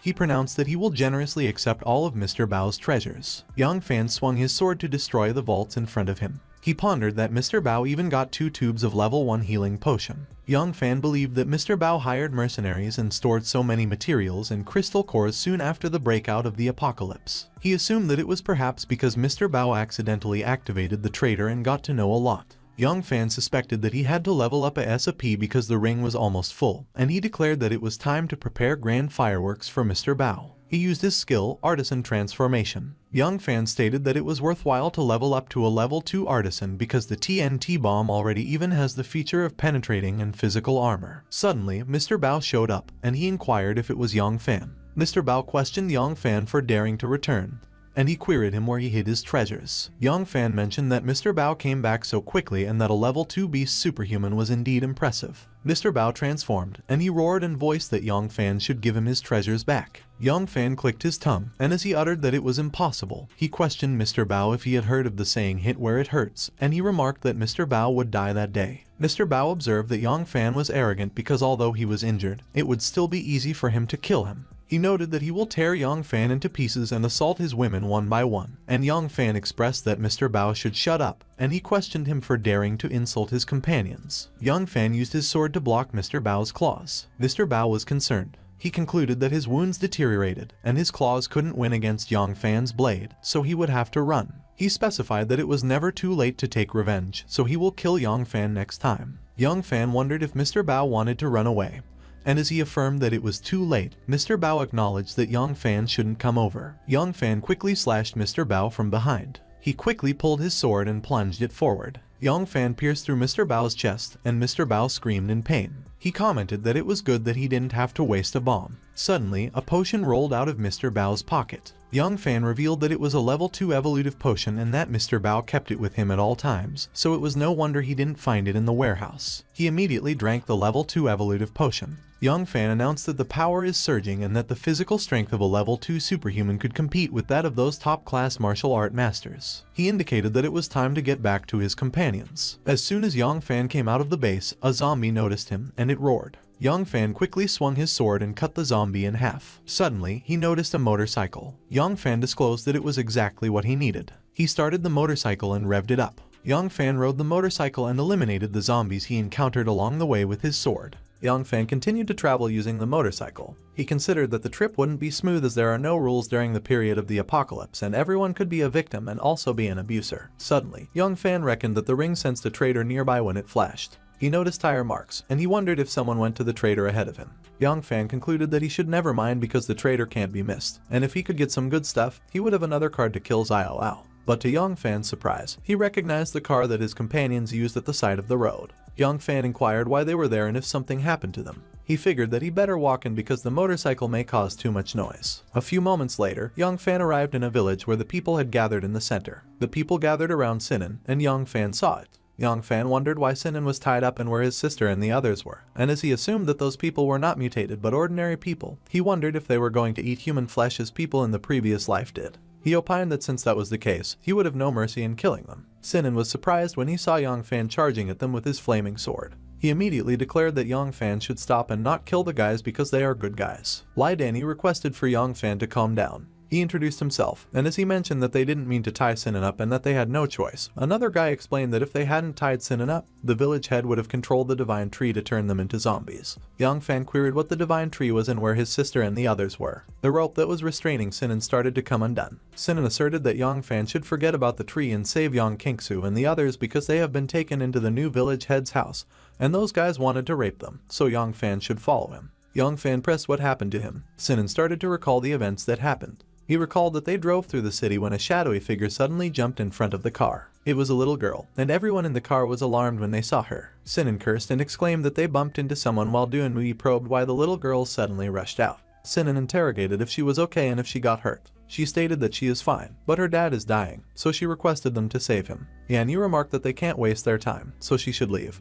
But she added that she won't and pleaded for them to save her dad. Yang Kingsu noted that she was so pitiful, and as she inquired if they should help her, Lin Maiachan observed that maybe she could cure the little girl's dad easily with her power. Duanmui expressed that besides, it was she who bumped into the little girl, and they are to blame, to which Yanyu answered alright. But they could only stay there for a while. Unbeknownst to them, she supposed that another bunch of idiots took the bait. A few moments later, Sinan and the others walked back to the village with the little girl. She conveyed that they live on that mountain and thanked them, as they are so nice, even though she wanted to say that they were naive. Meanwhile, a man spotted them and deemed that Lai Danyu's daughter grew more and more capable as she even brought several women in the village at that time, so he had to report it to the new head immediately because maybe he could have his share of those women. She stated that it was her home and her dad was in the house. Looking around, Yanyu noted that there are no zombies in that village, but there is an uncomfortable aura. Heading inside, she called his dad and mentioned that she was back while the dad, Lai Danyu, coughed and apologized that he was so ill. Lin Maiachan asserted that Lai Danyu shouldn't be nervous because she will cure his illness soon. When Lai Danyu saw the light, he realized that Lin Maiachan and the others were not ordinary people. He observed that he doesn't cough anymore and his illness was really cured, so Lin Maiachan is a real doctor. She thanked them and declared that they were good people, but before she could admit that she tricked them, Yang Kingsu maintained that it was so good that her dad regained his health because he could take her out to play later. On the other hand, Lin Maiachan believed that it was still a bit hard for her to use her power, and she wished that she had a body as strong as Yan Yu's. Lin Maiachan commented that she was tired, so they should go, and as Lai Danyu requested them to wait, Yang Kingsu indicated that he was well, so they would leave. But as they were about to walk out the door, a group of men kicked it open and barged inside the house. The village head was leading the men, and he conveyed that they heard that there were newcomers in the village. Lai Danyu requested that the village head let Sinan and the others go, and as he expressed that they are good people so they will trick others into the village. Sinan cursed as he deemed that they were tricked, and it was no wonder that Lai Danyu seemed to be wanting to say something but hesitated earlier. The village head proclaimed that they should cut the crap and the men should go get those girls, as he is going to sleep with them that night. To which the men agreed. Lai Danyu tried to stop the village head and ran towards him. But one of the men punched Lai Danyu and inquired what he was going to do. Suddenly, Yanyu claimed that the others shouldn't move or she would shoot one of the men in the head. The man avowed that everyone should stay put and not move and queried if they wished him dead. Everyone was at a standstill, but they were unaware that another man was sneaking up to Yang Kingsu from behind. The man affirmed that everyone shouldn't move or he will slit Yang Kingsu's throat.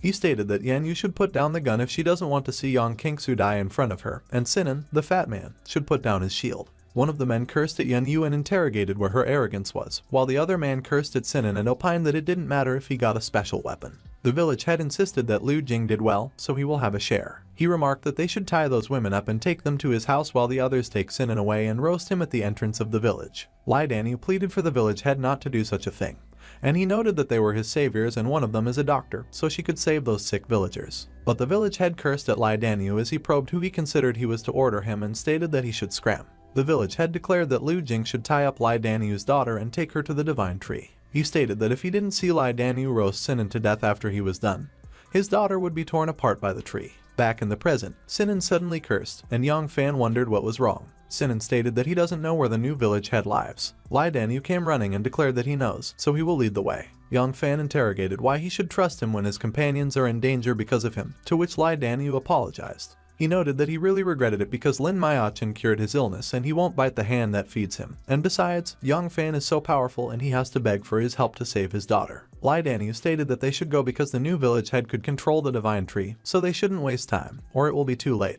He averred that the divine tree is an ancient tree that has been guarded by the villagers for generations, and it could heal their minor illnesses when they pray under it. Lai Danyu stated that not long ago, the divine tree suddenly went crazy and attacked villagers and tore them into pieces. The new village head was one of the people present when the divine tree started attacking people. However, the divine tree stopped when it tried to kill the new village head. Lai Danyu remarked that the villagers made the man the village head from that point onward, as they believed that he could control the divine tree and protect them. Yang Fan reflected that as far as he could see, the divine tree is a mutant plant stimulated by a seed of darkness, but ordinary people can't manipulate the mutant plants unless the new village head is an elf superhuman. Suddenly, Lai Danyu declared that it was the house of the new village head. Sinan asserted that Yang Fan should wait for him while Lai Danyu indicated that Yang Fan shouldn't just rush in as the village head has many bodyguards. A few minutes passed, and the stars started to show up in the sky. Meanwhile, Duanmui, Lin Maiyachin, and Yang Kingsu were all tied up with only their underwear on. The village head noted that the four of them are all raving beauties, and looking at their sexy figures and pretty faces, he could play with them for the whole year. He conveyed that he remembered that Yan Yu was the worst-tempered little beauty, so he would let her feel his gentleness first. But Yan Yu contended that she would cut him up into pieces. Suddenly, Yang Fan kicked the door open and barged into the room. Yang Kingsu and Lin Maiyachin observed that Yang Fan finally came. The village head inquired who he was and where his bodyguards were. Yang Fan averred that the village head should stop shouting as he had killed all the bodyguards. He quickly jumped and charged towards the village head. Yang Fan maintained that the village head shouldn't touch his woman. He expressed that other men are about to come in, so Yan Yu and the others should put on their clothes if they don't want them to take advantage of them. On the other hand, Yan Yu looked so happy, and she kept pondering that Yang Fan implied that she is his woman. The village head was terrified when Yang Fan pointed a sword at his throat. He pleaded for Yang Fan not to kill him and insisted that there must be a misunderstanding. Yang Fan opined that the village head was a coward, so there was no way he could be an elf superhuman, and he queried if he cheated the villagers. The village interrogated why it mattered and commented that Yang Fan should go to hell. But Yang Fan didn't hesitate and slashed off the village head's arm that was holding the gun. Lai Danyu suddenly avowed that Yang Fan should calm down and pleaded for him to stop. But Yang Fan proclaimed that the village head can't manipulate the divine tree, so they don't need to be afraid of him. But Yang Fan quickly realized that Lai Danyu doesn't fear the divine tree, and what he was afraid of is losing his daughter. Lai Danyu's daughter mentioned that she is frightened, while Liu Jing notified that they should let the village head go or he will kill Lai Danyu's daughter. The village head affirmed that Liu Jing did a good job, and he deserves to be his buddy. Lai Danyu continued to plead for Yang Fan not to kill the village head. But Yang Fan professed that the village head was courting death. Liu Jing cursed and voiced that Yang Fan should stop moving or Lai Danyu's daughter will die. But Yang Fan didn't hesitate, and blood was spilled. He uttered that the village head should go to hell. When Liu Jing saw what happened, he immediately stabbed Lai Danyu's daughter. Lai Danyu screamed for his dear daughter as he ran towards her. Lai Danyu pleaded for Lin Maiyachin to save his daughter, and Lin Maiyachin affirmed that she would, so Lai Danyu shouldn't worry, as she won't stand by. Yang Fan remarked that Lai Danyu should leave his daughter to Lin Maiyachin and ask all the villagers to gather in front of the tree. Lai Danyu agreed, and as he thanked Yang Fan, he declared that he is on it. Yang Fan called the village head and noted that he shouldn't play dead because he didn't hurt his vital parts. He added that the village head should show them the way, and he will give him the chance to manipulate the divine tree. Sinan commented that the village head should cut the crap and do as Yang Fan advised. A few moments later, the sun had completely set, and the sky got darker. The village head brought Yang Fan and the others to where the divine tree is. A dealer stood below the tree. Yang Fan reflected that it must be the dealer he had perceived before, and he didn't expect it to be a level 2 dealer. Duanmui stated that the divine tree was the original species of the pagoda tree, and it belongs to the family of mutant arbors, so she guesses it is almost 3,000 years old. And according to the legend, a pagoda tree over 1,000 years old will give birth to a wood spirit of the divine pagoda tree. And although science still can't explain the phenomenon, some strange accounts could be seen in previous studies. Suddenly, Yang Kingsu mentioned that they should look because a man stood under the tree, and she inquired why the tree didn't attack the man. The village head quickly expressed that it was the dealer who ordered him to do those bad things and forced him, while thinking that it seems Yang Fan and the others don't know the man, so he will just pass the buck to him. But Yan Yu answered Yang Kingsu and replied that it was not a person, it was a dealer. She observed that if someone gets close to the dealer with crystal cores, a transaction will be activated, and to some extent, they met Yang Fan because of the dealer. Besides, the dealer can't think, let alone order people to do bad things. Suddenly, Sinan called Yang Fan and informed that the villagers had arrived, to which Yang Fan responded fine. The villagers maintained that the divine tree got angry again, so they should run. They asserted that the new village head is manipulating it, so they should run because it was going to kill them. The village head believed that since he couldn't pass the buck, he could make use of the power of the divine tree, and he conveyed that Yang Fan should see that if he didn't let him off, he would make the divine tree kill him. But Yang Fan queried if it was real and opined that he should get in and show him how he manipulates the tree. The villagers asserted that Yang Fan is crazy because he pushed the new village head in, and he laid up trouble. The divine tree released its aura, and it was so fast that it whistled in the air. The village head screamed in pain as his chest got pierced by the divine tree's aura. The villagers probed if the divine tree killed their new village head and avowed that the village head told them that he could manipulate it. Yang Fan wondered if they saw it and insinuated that the jerk cheated them, as the village head couldn't control the divine tree and only he could stop the tree from going crazy. One of the villagers interrogated if he was sure that he could do that. Lai Danyu acknowledged that the divine tree will kill Yang Fan, but Yang Fan just observed that he will see. Yang Fan started secretly pouring the purifying water from his ring into a water bottle. He considered that he hoped that the seed of darkness hadn't invaded the root of the tree or he couldn't thoroughly purify it. Yanyu called Yang Fan and notified that he should let her help him. But Duanmui counseled that she shouldn't act rashly because even if Yang Fan gets in trouble, it would make no sense to rush in hastily. Duanmui contended that what Yanyu could do at the moment is give Yang Fan remote assistance from outside, and Yanyu confirmed that Duanmui was right. The divine tree started attacking Yang Fan as soon as he approached it. Yang Fan summoned his sword to protect himself. He managed to cleave the divine tree's attack that came right at him. But Yang Fan was taken aback when he noticed another attack that came from behind. Yang Fan got hit by the attack, and he coughed up blood. Yang Fan cursed as he reflected that he couldn't tell which level of mutation the divine tree was at, and even a mutant weapon couldn't cut the branch off. He raised his sword and prepared to block another attack. But Yang Fan cursed when he saw that another attack was coming at him from behind. Yanyu shot the divine tree's attack and managed to change its direction. She remarked that bullets could only drive the branch back, and she inquired which level the monster was at. Yanyu's eyes suddenly widened when she saw the divine tree's next attack. She screamed and exclaimed that Yang Fan should run. Yang Fan quickly jumped in the air to avoid the divine tree's branches. He declared that it was bad because he could neither defeat it nor run away, so the divine tree should take the purifying water. The purifying water was splashed onto the trunk of the divine tree. The trunk of the divine tree started smoking and cracking. The entire divine tree started to fizzle. Yang Fan quickly took the opportunity and began the translation with the dealer. He considered that he was not sure whether the purifying water would work, so it would be better to hide for a moment when the divine tree is in disorder. The entire area rumbled as the divine tree sank into the ground. Yanyu stated that it was so quiet, and as he wondered if Yang Fan had defeated the divine tree, Yang Kingsu commented that Yang Fan is so awesome, and that she knew he could do it. Meanwhile, Duanmui believed that the poor divine tree finally got rid of the pain. One of the villagers asserted that the divine tree stopped, so Yang Fan did stop it, while Lai Danyu observed that it was not a dream and it was real, but he queried where Yang Fan was. On the other hand, Yang Fan contemplated that there are so many good things, even including 2 profession cards, so it seems that the dealer was protected well by the crazy divine tree, but they are so expensive as the prices of evolutive portions at different levels vary greatly. Fortunately, he got more than 40,000 gray crystals and 4 white crystals from Mr. Bao. He reckoned that the space manipulating card enabled the user to control air and space, while the level 1 space manipulating allowed the user to teleport in the space so Yang Kingsu could use it to protect herself. And as to the elf, it is accorded with Duanmui's profession in the previous life. As the system notified that he still had 30 gray crystals and 4 white crystals, Yang Fan mentioned that only a few crystals were left, and if everyone wanted to achieve advancement, they still needed many crystals, so he should teach his companions how to collect crystal cores when they reach Earth City. Yang Fan deemed that he should go out to deal with the weird divine tree next.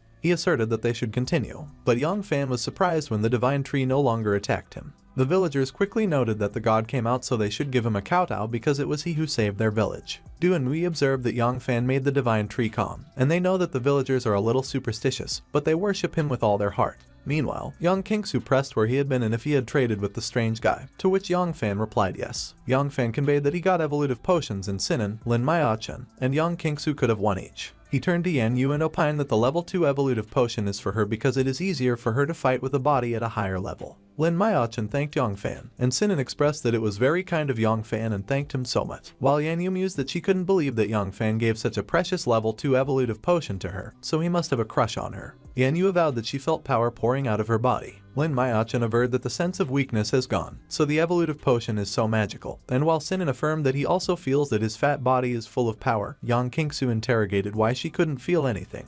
Yang Fan stated that Yang Kingsu should take it easy, and he also bought her a space manipulating card. He remarked that she could teleport and even fly with it so no one would catch her, to which Yang Kingsu observed that it was great, and as she thanked Yang Fan, she mentioned that she knew Yang Fan cared for her the most. Yang Fan declared that he got Duanmui an elf card because it suits her well, for it could enable her to communicate with animals and plants even if they are mutant, so he believed she would like it, to which Duanmui thanked Yang Fan and noted that she could also contribute to fights in the future. Yang Kingsu and Duanmui quickly activated their new professions. In an instant, Duanmui could understand the divine tree, and it conveyed that it couldn't help attacking and absorbing all the mutant things because of the confusion of its mind. However, it sobered up after some time, only to find the new village head herding villagers under its name, and Yang Fan also tried to control it earlier like the village head once did, but it was so sorry that it was too angry, and it didn't mean to do it. The divine tree commented that luckily, Yang Fan didn't get hurt, and it appreciated that Yang Fan helped strip the mutant part from it and make it a new life so Duanmui can take the new life with her because maybe it will help her someday. The new life was enclosed in a bright green orb, and it floated towards Duanmui. It broke free from the orb and became a level 3 mutant pagoda tree sapling. The divine tree asserted that the mutant branches on the ground that just fell off are solid so they could make weapons with them, to which Duanmui replied okay and thanked the divine tree. Yang Kingsu expressed that it was amazing that Duanmui was talking with the divine tree, to which Duanmui agreed and indicated that it was all Yang Fan's credit. Duanmui called Yang Fan and informed that the divine tree gave them a tree baby and queried to take its branches back to make weapons. Yang Fan opined that it was a level 3 sapling, so the power of the divine tree is at least beyond the 3rd level, so it was no wonder he couldn't defeat it. He advised that Duanmui should train the sapling as it has great potential, and as long as it is properly trained, it will help her a lot in the future. Yang Fan indicated that everyone should pack up and they should leave. Suddenly, Lai Danyu rushed in, and as he pleaded for Yang Fan not to rush off, he stated that they are their saviors, so he would request them to stay for dinner before they go. Lai Danyu's daughter agreed and noted that the aunties cook well. Sinan immediately called Yang Fan and expressed that they should stay for dinner, while Yang Kingsu replied that she also wanted to eat. A few moments later, the flames of the bonfire covered the darkness of the night sky. Sinan, Yang Kingsu, and the villagers were all celebrating and dancing around the bonfire. Lin Mayachan remarked that she wished there were no apocalypse and they would always be happy like that. Yang Fan considered that Lin Mayachan should cherish the happiness of the moment because she will go through real hardships when she enters Earth City. Half a month later, the group arrived at Earth City, and as Sinan inquired if they were already in Earth City, he commented that they had finally arrived and that the past half-month was like a nightmare. Sinan declared that their car seemed to have run out of petrol, so they better get off, but he was tired, and all of that driving makes him thinner. Duanmui asserted that they overcame many dangers together along the way, but without their proficiency in the power and Yang Fan's guidance, they would have already died. Yanyu pondered about her dad and mom. She considered that she was coming and that she had experienced a lot in the past half-month, so she was much stronger at that time. Meanwhile, young Kingsu noticed a zombie in the corner of her eye. It roared as it ran towards her. While using her space-manipulating teleportation, young Kingsu affirmed that she could fly, and she laughed and added that the little zombie couldn't catch her. On the other hand, Yanyu declared that it was a bunch of level 1 trash. Meanwhile, Duanmui called Lin Mayachan and proclaimed that she should come closer to her. She called the sapling Huai and affirmed that it should attack the zombie. On the other hand, another zombie roared ferociously and lunged towards Sinan. Duanmui warned that Sinan should watch out because it was a level 2 zombie. She didn't expect there would be level 2 zombies at the edge of Earth City. Sinan confirmed that the frontal defense was ready and the zombie had no chance to break through the level 2 shield advanced by Yang Fan. Yanyu noted that the remote attack was ready and she had shot 5 level 2 zombies in the head during their trip. Lin Mayachan mentioned that the logistic treatment was ready, while Yang Kingsu added that she was ready to retreat and no one could catch her except her brother. Duanmui instructed that Yanyu should shoot at the zombie while Huai should cover her from the side, and she acknowledged that she got it. She shot the zombie 3 times at different points. Yang Fan praised that they did a good job and they cooperate much better with each other than before, and he remarked that it only took them half a month to achieve tacit understanding, which is amazing. Yang Kingsu used her skill, space manipulating, teleportation, to grab the crystal core. She declared that she got the white crystal and Yang Fan should take it, and he complimented that she was great. Suddenly, someone fired at Yang Fan. He speculated whether it was an ambush. Yang Kingsu used her skill, space manipulating, teleportation, and challenged them for daring to try to kill their leader first. Duanmui identified that it was from the 11 o'clock position and told Yanyu to fire, and she confirmed she got it. She fired her gun at the target. Chu Xiaoan screamed in pain when she got hit by the bullet. Yanyu inquired who she was and why she attacked them. She scoffed and urged that she should cut the nonsense and just kill her as she wished because they were just a gang of bandits who robbed others. Yang Kingsu demanded what they snatched from her and insisted that she shouldn't slander them. Chu Xiaoan revealed that it was Yang Fan because he took the crystal core, which should have been hers. She had kept an eye on the level 2 zombie for 5 days, and she planned to kill it that day, but he beat her to it. She was going to exchange it for medicine for her sister, but he took it from her, and her sister would die, so she would rather die with her since she couldn't save her and she was to blame for being too useless. Yan Yu concluded that she didn't lie and believed she was a native there, so they should keep her alive and give her some gray crystals as the guide fee because if she could help them, it would be more efficient than blindly looking for people themselves. Yang Fan realized that Chu Xiaoan mentioned she had a sister, and he recalled that there were 2 powerful sisters from Earth City in the previous life. Both of them were strong element superhumans, so he considered whether she was one of them. He requested what her name was. She replied that her name was Chu Xiaoan, and he could kill her if he liked, and she vowed she wouldn't beg for mercy. He determined that he guessed right, and it was good luck, which was so incredible. He asked if her sister was called Chu Xiaoan, and she demanded why he knew her. On the other hand, Yan Yu was curious why he knew her sister's name.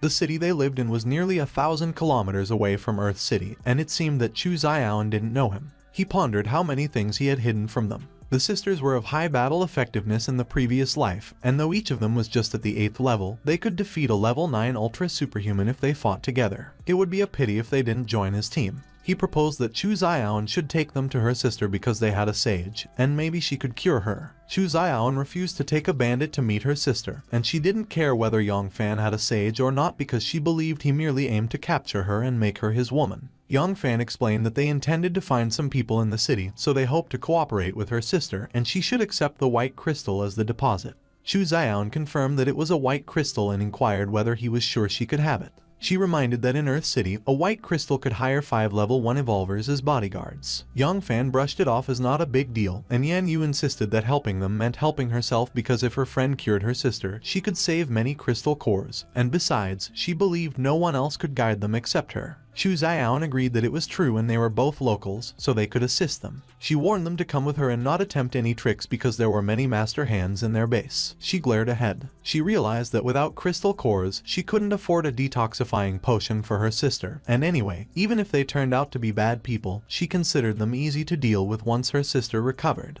She assured them that their base was right ahead and no zombies could enter, so it was very safe. It was her, and she ordered them to open the door. Suddenly, the ring brightened, which meant a dealer must be in there. Chu Xiaoan demanded where she had been and mentioned that she had been searching for her for 5 days. She admitted she had been very worried about her. She questioned who the others were and whether they were friends or enemies. Sinan questioned what they intended to do. Chu Xiaoan suspected they had kidnapped her, and she clarified that it wasn't like that. They were good people, and they had helped her kill a zombie and given her crystal cores. She confirmed it was true. She looked stunned. She accepted it, and since they were friends, she said they should open the door and let them in. She doubted Chu Xiaoan could return safely if they were bad guys, unless what they did had been part of a deliberate plan, so she decided to play it by ear. Chu Xiaoan believed that her wounds would be cured. They were seeking some people in the city, so they wanted them to be their guides, and they had a sage superhuman who could cure her. Chu Xiaoan called her a silly girl because a level 1 sage couldn't do that. Chu Xiaoan advised her not to worry because even if the sage couldn't do it, they had already gathered some white crystals, and the crystal cores they held were enough to exchange for a detoxifying potion from the dealer so she could use it to cure her wounds then. Chu Xiaoan insisted that she was fine, so she better put the white crystal away, but Chu Xiaoan disagreed, claiming she was not, as she had been mauled by a level 2 zombie, and though she was a superhuman, she couldn't endure much longer. One of the guys stepped in and urged Chu Xiaoan not to say any more about it because he admitted it had been all his fault. He had also been mauled by a level 2 zombie when he went out hunting them, and he apologized for his uselessness. Chu Xiaoan had already exchanged the white crystals they collected and the white crystal he obtained from the level 2 zombie for a level 2 detoxifying potion to save his life. Chu Xiaoan demanded how she could do that and whether she had lost her mind. Meanwhile, Yang Fan questioned whether people could buy purifying potions from dealers in that life, but something about it felt strange to him. He verified how many crystal cores they needed and offered to give them. But he had a condition: they must let him trade with the dealer. Chu Xiaoan stated that they still needed 4 white crystals or 4,000 gray crystals and wondered whether he had that many. He handed her 4 white crystals and instructed her to take him to the dealer immediately. Chu Xiaoan considered white crystals rare and precious, yet he had given them to her without hesitation, and she couldn't understand why he treated her so well, and he had even taken the trouble to send her sister back. She pointed out that they didn't know each other and requested why he helped them and what exactly he wanted. He revealed that he wanted her and her sister. Lin Mayachan cursed and recalled that he had once used the same words to her and questioned whether that was all he ever knew. Sinan expressed confusion over what the hell he was trying to do and wondered if he didn't realize that they already had too many girls, while Yan Yu cursed and assumed that he must have taken a fancy to them. Yongfan mentioned that he heard Chu Zioyan is an element superhuman, and their team is in need of such. Besides, he also needs a local guide. Yan Yu inquired who told him about that and why she didn't even know, and Sinan declared that he knows everything and is awesome. Chu Zioyan responded that they could be their guides for the sake of the crystal cores, but they don't want to join him. There are more than 20 organizations in Earth City, large or small, so master hands are as many as stars, and some of the organizations invited them to join them. But they refused them all because they prefer to rely on themselves rather than be manipulated by others. The dealer was over there, so they should follow her. He urged Yongfan to keep it a secret because the dealer is a defender for them for the time being, but it could also get them killed if others know it exists in their base, and he agreed. She informed that the dealer was over there. Recognizing the level 2 dealer, he wondered if they could have detoxifying potions at that time. He instructed that they should wait there, and Yan Yu agreed. He began the translation. He was transferred into the dealer's space. He was amazed that there was a profession card and an evolutive potion, so it seems that the people of the base are really poor. Fortunately, he has collected many crystal cores in the past half-month, but he speculated if the detoxifying potion could really purify people, and he didn't care, as he should buy one first and ask Duan Muyi to scan it. With the profession card, the fates of the two sisters are in his hands, but if they still refuse to join them, he would rather give the profession card to Zishi. And they shouldn't blame him for being cruel because everyone should think for himself in the apocalypse. The crystal cores were running out again, but he is sure he could get many soon, so Xiao Ao should get ready for his death as he has arrived. The transaction was completed. Suddenly, Chu Zioyan urged that Chu Zioyan should kill her as she is going to become a zombie and she should be quick. Chu Zioyan replied that Qin Jun was also going to become a zombie, but he had taken a detoxifying potion, so she demanded what the hell was going on there. She doesn't think he will become an ordinary one, and it seems he will be a level 1 or even level 2 zombie. Yan Yu warned that he was coming, so they should stay behind her. He searched for a bullet, but it was unaffected and it roared fiercely. Yan Yu pointed out that it changed its target and it was going to attack the two sisters. Yang Qingsu declared that she would go save them, and she used her skill, space manipulating, teleportation. Chu Zioyan questioned what on earth happened and how Qin Jun could become a zombie after taking a detoxifying potion, and Chu Zioyan concluded that the detoxifying potion seemed to be useless, so anyone injured by zombies will become a zombie. Yang Qingsu encouraged that they should chin up because she will save them, but she realized that it was too late. Yang Fan quickly waved his sword and stopped the zombie. He cut off its head. Yang Qingsu expressed that she knew he would show up. He reminded that she should remember to never put herself in danger and to never expect that she is unrivaled with the superpower, and if she does that again, he will break her legs. Yang Fan admitted that he doesn't want to lose Yang Qingsu again. Yang Qingsu wondered if he meant the time she was kidnapped back then. He contacted Duan Muyi and urged that she should scan the potion to find out its ingredients, as he still doesn't know what function it has, and she agreed. He inquired if she was okay, and she replied that Chu Zioyan doesn't feel well and she will become a zombie as Qin Jun did because the detoxifying potion is useless. Chu Zioyan insisted that she should kill her and be quick because she was going to lose control, but Chu Zioyan refused and urged that she should trust her that she could find a way to save her. She recalled that Lin Mayachan was a sage and pleaded that she save her sister. Suddenly, Duan Muyi phoned Yang Fan and explained that the potion could only detoxify heavy metal poison, metalloid poison, nitrite poison, and other ordinary poisons, so it is just an ordinary clinical detoxifying potion. It may only delay mutation, but it can't eliminate it. He concluded that it was why Qin Jun mutated after quite a long time, so dealers in that life still have no purifying water. Chu Zioyan turned into a zombie and roared.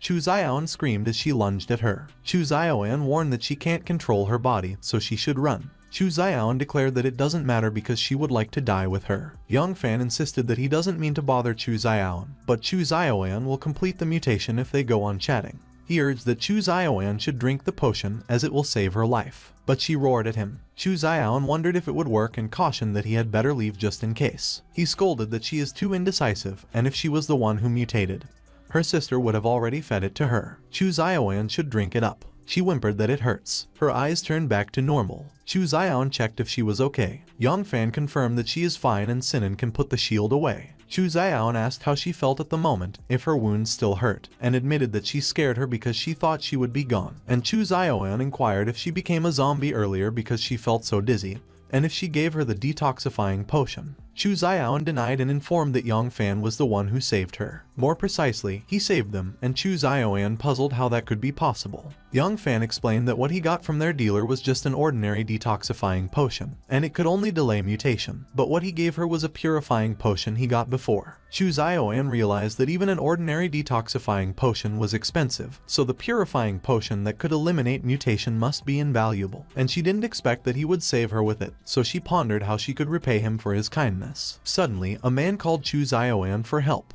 He warned that it was their worst enemy, Zhang Zhong, and his men had broken in. The stalemate is still continuing in the hall, and they have killed and injured many of their people. Chu Ziyao figured that Zhang Zhong must have heard that she is injured, or he wouldn't dare challenge her, so they should go because since he is digging his own grave, she doesn't mind helping him. Chu Ziyao reminded that she just recovered, so she shouldn't act rashly. Yan Yu inquired if they should help them, and he advised that they should follow them because, after all, they are useful to them. Zhang Zhong declared that they should kill them because Chu Ziyao would become a zombie soon and her people were all dispirited with no combat effectiveness, so everyone should fire on them. They could also get enhanced as long as they got the dealer, and as one of his men cursed and shouted that he also wanted to be a superhuman, so they should kill them all, the other acknowledged him. Suddenly, Chu Ziyao insulted him and demanded how he dared to run riot in her territory. Her flames burned fiercely. Zhang Zhong instructed that they should lower their heads because that was the superpower of the witch, and he inquired what was wrong with the intelligence. Qin Jun claimed Chu Ziyao was going to die, and she wondered why she could still use the superpower. Chu Ziyao affirmed that she was still alive and challenged Zhang Zhong for daring. One of her men rejoiced that she was fine, while the other accused Zhang Zhong of bullying them. Suddenly, she groaned in pain. Chu Ziyao queried what was wrong. One of the men pointed out that Zhang Zhong should look, and he confirmed that sure enough, she was just bluffing, so it was their big chance. Everybody should go and not be afraid, as she couldn't use the superpower because of her wounds. They should capture her, and the dealer of the base would be theirs. One of her men urged that everybody should fire and stop them because they were going to capture her. Zhang Zhong commanded that they shouldn't move. He would shoot her in the head if they moved. Chu Ziyao threatened that she would shoot him in the head if he dared to hurt her. She instructed that Chu Ziyao should come over to her, as he wouldn't dare to perish with her. Zhang Zhong agreed and stated he would let Chu Ziyao off, but he ordered his man to shoot off Chu Ziyao's gun. The man fired his gun. Chu Ziyao screamed in pain. One of Chu Ziyao's men pleaded that they not kill them. Chu Ziyao refused and insisted they should stop. She called Yang Fan and implored him to save them. A bullet suddenly hit the man in the head. Everyone was surprised. Zhang Zhong questioned who it was. He should show himself, or he would kill them, to which his man concurred and challenged that he should show up if he thought he was tough enough because only a coward would shoot in the dark. Yang Fan stepped out. He stated that he was there and challenged what was next. Chu Ziyao believed that Yang Fan was there and he was coming to save them, and Chu Ziyao remarked that he should save them because they were all bad people. Zhang Zhong noted that he didn't look like a henchman of the two sisters, so if he was just passing by, he shouldn't poke his nose into others' business, and he inquired if he was okay with that. He speculated how he dared to show up alone and suspected that maybe it was a trap. Yang Fan inquired if she had finished scanning, and she confirmed. There were still 6 of them, and the most powerful of them was a level 1 evolver. Zhang Zhong pressed for who else was out there, and his man urged that they shouldn't let them go and they must silence them in case they heard them talking about the dealer earlier. He affirmed that he was right, so they should kill them. Yan Yu suddenly fired her guns at them. Her bullets came flying past Yang Fan, who remained unfazed. Zhang Zhong and his men returned fire. Yang Qingsu instantly teleported with Sinan in front of Yang Fan. Sinan used his shield to block the bullets. Yang Qingsu assured Yang Fan that he shouldn't be afraid because they will protect him, but he merely questioned why she thinks he is afraid. Zhang Zhong's men were hit by the bullets while he barely managed to dodge his. He groaned that some of them were superhumans and it hurt so much. Yan Yu boasted that even if she closed her eyes, she could hit her target as long as she knew its location. And Lin Miachan remarked that it was because she was uniquely gifted, but ordinary people couldn't do that, and to be honest, she couldn't if she kept her eyes closed. She declared that she was going to cure the injured. Chu Ziyao observed that they were already safe, and Chu Ziyao concurred. Zhang Zhong wondered why the bunch of powerful people helped them.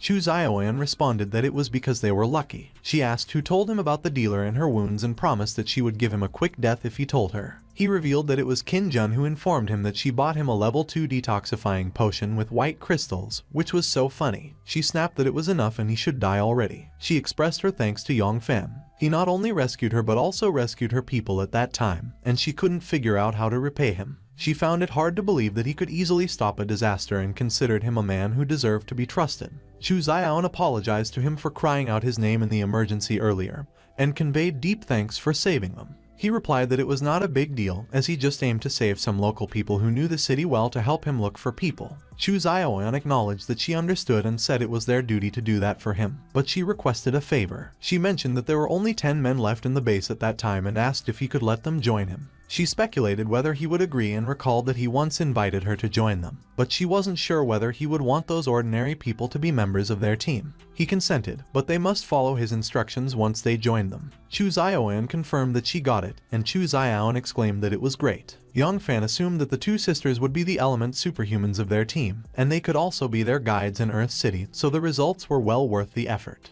Chu Zioan declared that from that point onward, Yang Fan was the chief commander of the base and all of them should follow his orders, and they could leave if they refused to do that.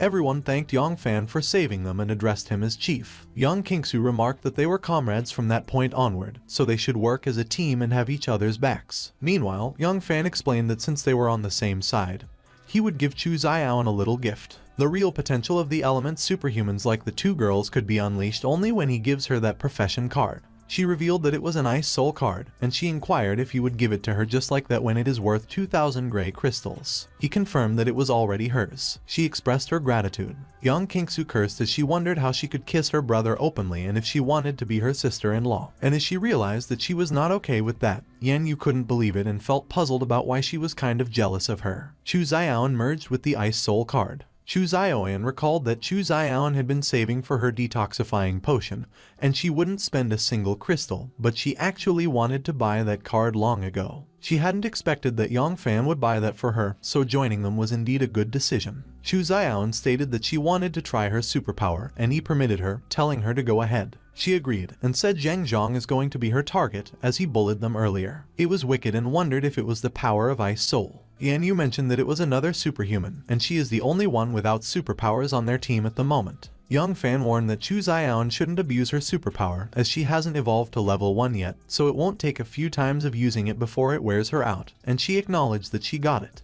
He instructed that Chu Zioan should find someone to show him around. He needed to get familiar with the surroundings as soon as possible because they hadn't found Yan Yu's parents yet, and they must hurry up. Chu Zioan agreed, and she could go with him as she has almost recovered thanks to Lin Maiachun's superpower, and she is the most familiar with the surroundings. She gave her thanks to Lin Maiachun, and she responded that she shouldn't mention it, as it is what a doctor should do. Yang Kingsu offered to go as well and requested that he should let her go with him. But he refused and explained that he is going to check the unknown and dangerous surroundings, so she shouldn't follow him, as he has other missions for her. She should check the remaining food in the base, and if there is nothing left, she should share their food in the necklace with everyone because they are already a team. Chu Zioan inquired if they got food and pointed out that the scarcest thing in their base was food because since the apocalypse occurred, they couldn't enter the central Earth city and they have already eaten up things that could be eaten in that area. Yang Kingsu assured her that of course they had and they could eat as much as they wanted.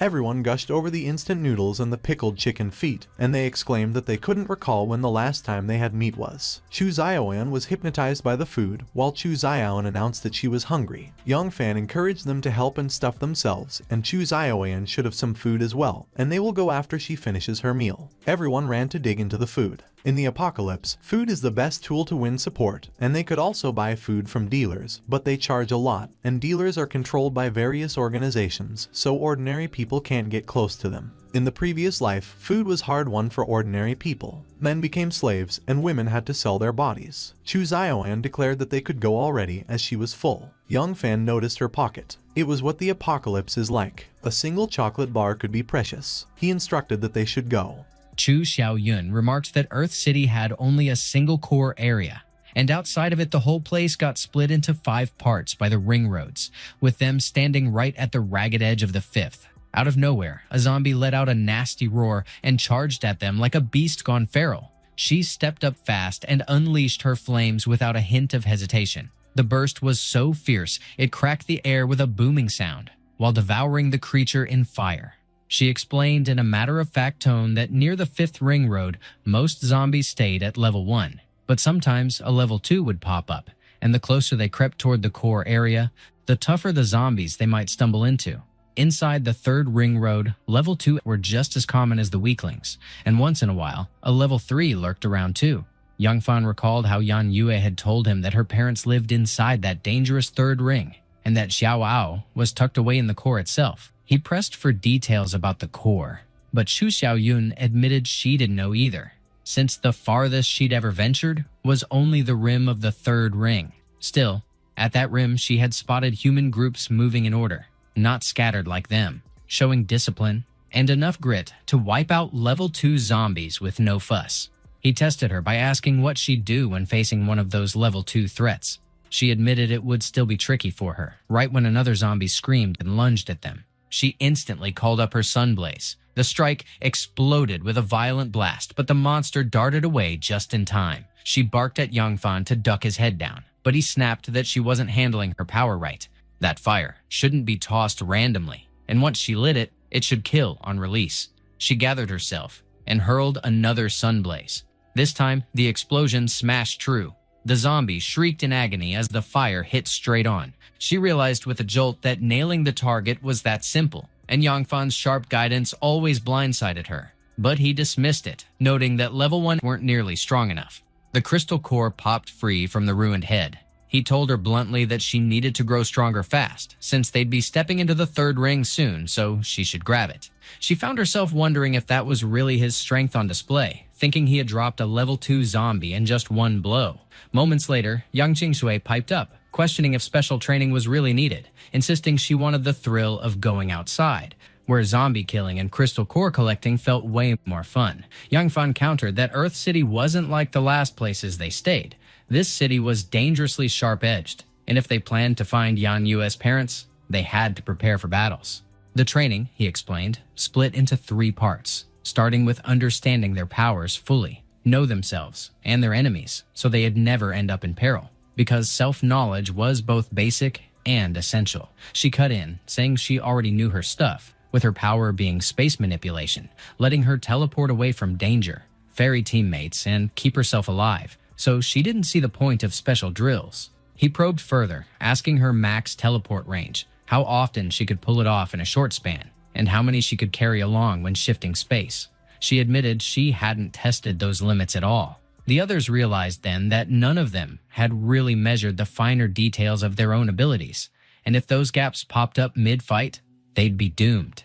Yang Yue, watching in silence, brooded that she was the only one left without a superpower, while even Sinan wielded his own. Yangfan reminded her in a steady tone that she shouldn't get frustrated just because she didn't have a superpower, stressing that the right card for her was still waiting to be uncovered. She then reassured herself with a rush of relief that, sure enough, he hadn't forgotten her, and she clung to the belief that her own superpower would come to light one day. She scolded herself in confusion, realizing they were here how to rescue her parents, yet irritation gnawed at her because she was not one of the superhumans.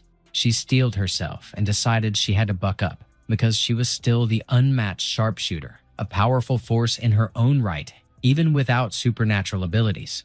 Yangfan continued with a practical edge, laying out that the second matter was their physical training, since they couldn't just rely on evolutive potions to raise their strength, and only a stronger body could tilt survival in their favor at the worst moments. He moved on to the third point, which concerned teamwork.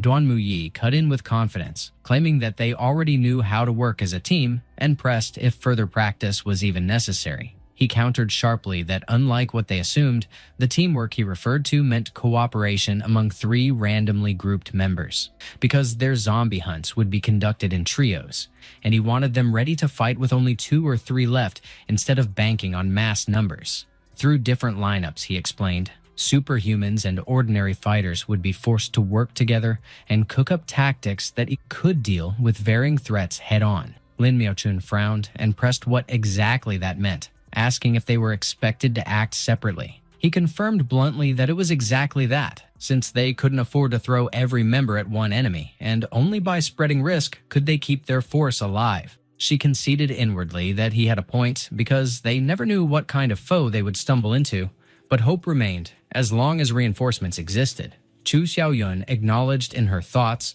that he had considered things thoroughly, and survival in this world might be possible if they followed his lead.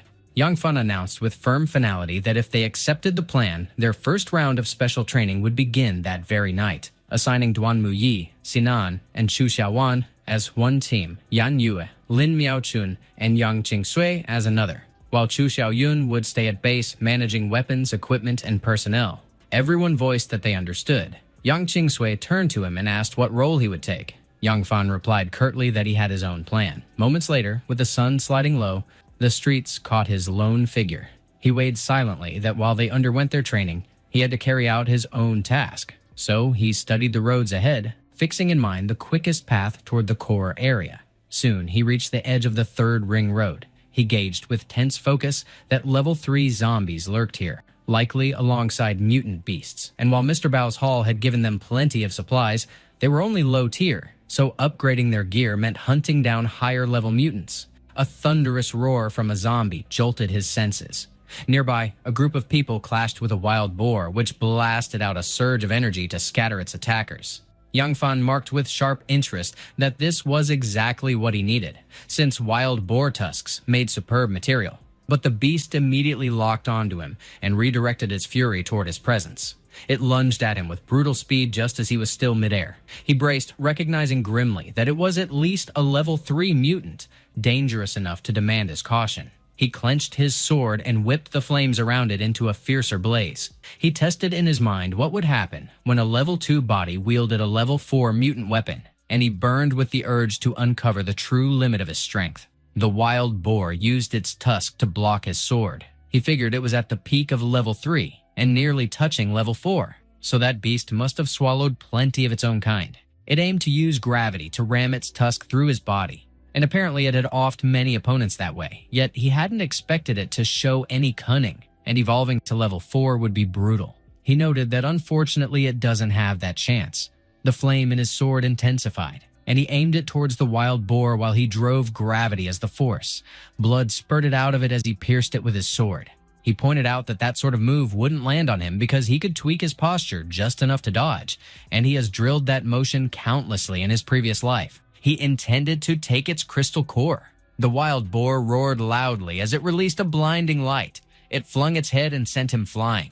He landed safely on the ground and managed to create distance between them. He admitted that it did have the power to loft him before it died, which impressed him, but it was still only a level 3 beast after all. But he grew alarmed when it didn't collapse and instead released a bright light. He observed that it was the light of evolution and that it was pushing toward level 4. He recalled hearing about mutant creatures that could evolve mid-fight from sheer will to live and rage, yet he had not expected to witness one. It howled and roared as its body fizzled. He worried that if it truly became a level 4 mutant, its physical power would spike massively. It would likely gain superpowers, and if that happened, even he would face a bitter brawl. Then again, if he slays it now, he will only get a red crystal. But if he finishes it the moment evolution completes, he will get an orange crystal worth 1,000 reds, and its tusk could forge even higher tier equipment.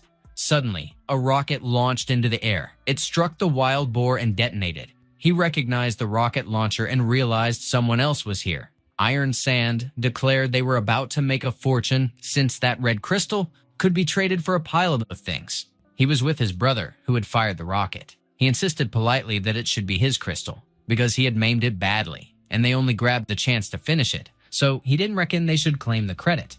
But the brother challenged whether it was his crystal, and warned they should see if he could even walk away alive. He remained unfazed even as a rocket launched toward him. He scoffed that they were courting death. The rocket exploded behind him after he sliced it in half. The men stiffened. Iron Sand scrambled to apologize for his younger brother, calling him reckless and begging forgiveness. But he barged in that they had indeed given the wild boar a killing wound and pushed to split the spoils 40-60. The brother raged that he was insane to offer 40% and snarled that he was alone so they could finish him off together. Yet Iron Sand snapped at him to shut up, and pointing out how he had blocked the rocket, claimed the man looked like a freshly trained master, so offending him would be a disaster. He refused, insisting he will take 80% while they get 20. The brothers snorted that it was bullcrap and added that they were kind enough to let him have 40, but there was no way they would give 80, while Iron Sand insisted he should be reasonable because that was too much.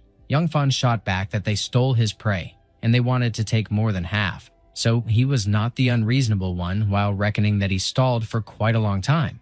But nobody else showed up, so it seems that there were only 2 of them. The brother cursed him, and as he questioned him for daring to take what they wanted to take, he threatened to blow him up, adding that he didn't believe he could block the second rocket. Yang Fan lunged forward and jumped towards them. He immediately split the rocket launcher in half before he could attack with it. The brother pointed out that the weapon was not an ordinary thing.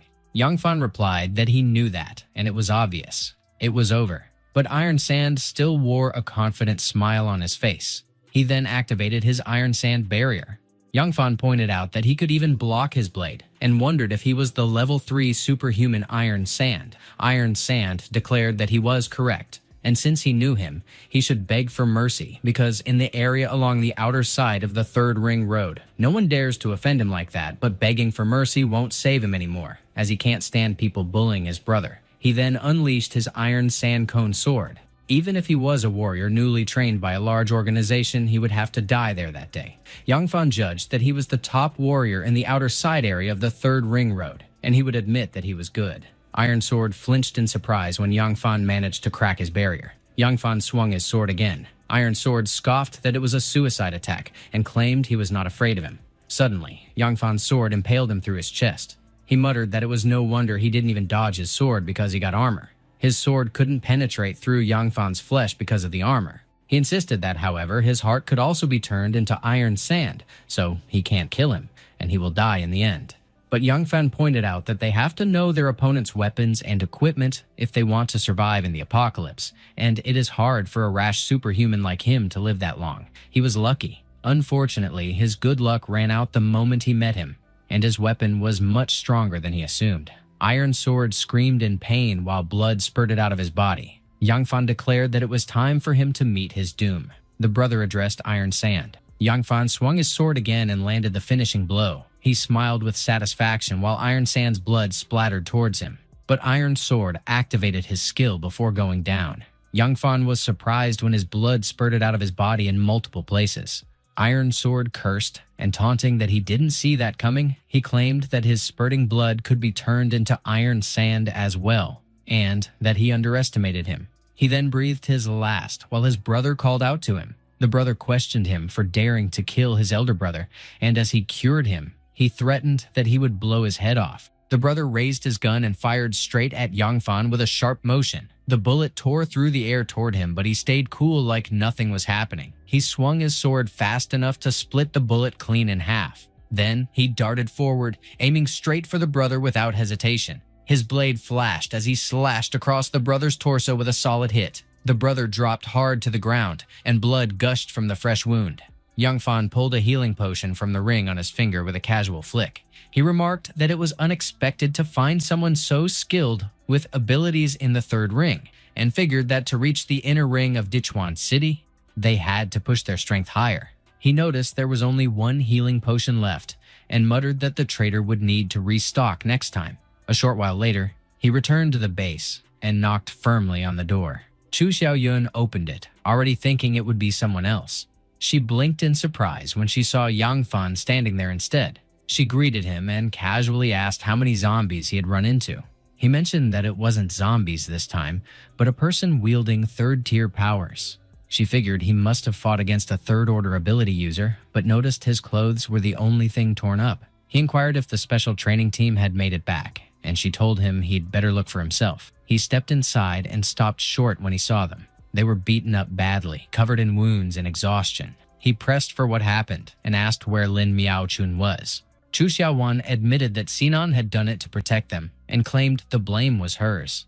Duan Muyi explained that they had run into 2 top-tier level 2 zombies, fought like hell to survive, and barely made it, but Sinan got torn up trying to keep them safe. Sinan grinned faintly, saying he wasn't the type to die easily, still feeling lively, and asked Yang Fan if he hadn't disappointed him. Yang Fan told him straight that he'd done a great job. Then he turned to Duan Muyi and instructed her to hold on to the healing potion. Sinan figured the potion must cost a fortune and remembered how everyone used to treat him like dead weight, fat, slow, and stupid, except Yang Fan, who always treated him decently, so he swore to stick by him for life. Yang Fan told him that once it was pulled out, he could drink the potion to stay alive, and Duan Muyi confirmed she understood. Yang Fan asked if Sinan was ready, and he nodded without hesitation. In one swift move, Yang Fan yanked the steel bar out of his chest before anyone could brace for it. Duan Muyi lunged forward and quickly made him swallow the healing potion. Yang Fan observed that he was stable for now but would still need Lin Miaochun to return for full recovery. Duan Muyi explained that Lin Miaochun and the others had headed northeast, but since it was nearly 3 in the morning, they should have been back by now. Yang Fan frowned and muttered that he feared they might have run into trouble. Yang Fan remarked that he would go look for them and told them to take good care of Sainan, while Duan Muyi responded with agreement. When he stepped outside, he instantly ran into 2 zombies. He swung his sword with sharp precision, cutting them down like they were nothing. He figured that Yan Yue liked to act tough, but with her sister's blessing and Lin Miaochun's powers, the 3 should have escaped easily, meaning there was only one explanation. Out of nowhere, a thick scent of blood hit his nose. He figured someone must be fighting nearby. The next moment, he spotted familiar faces. Yan Yue remarked that the opponents had actually spread poison while fighting the zombies.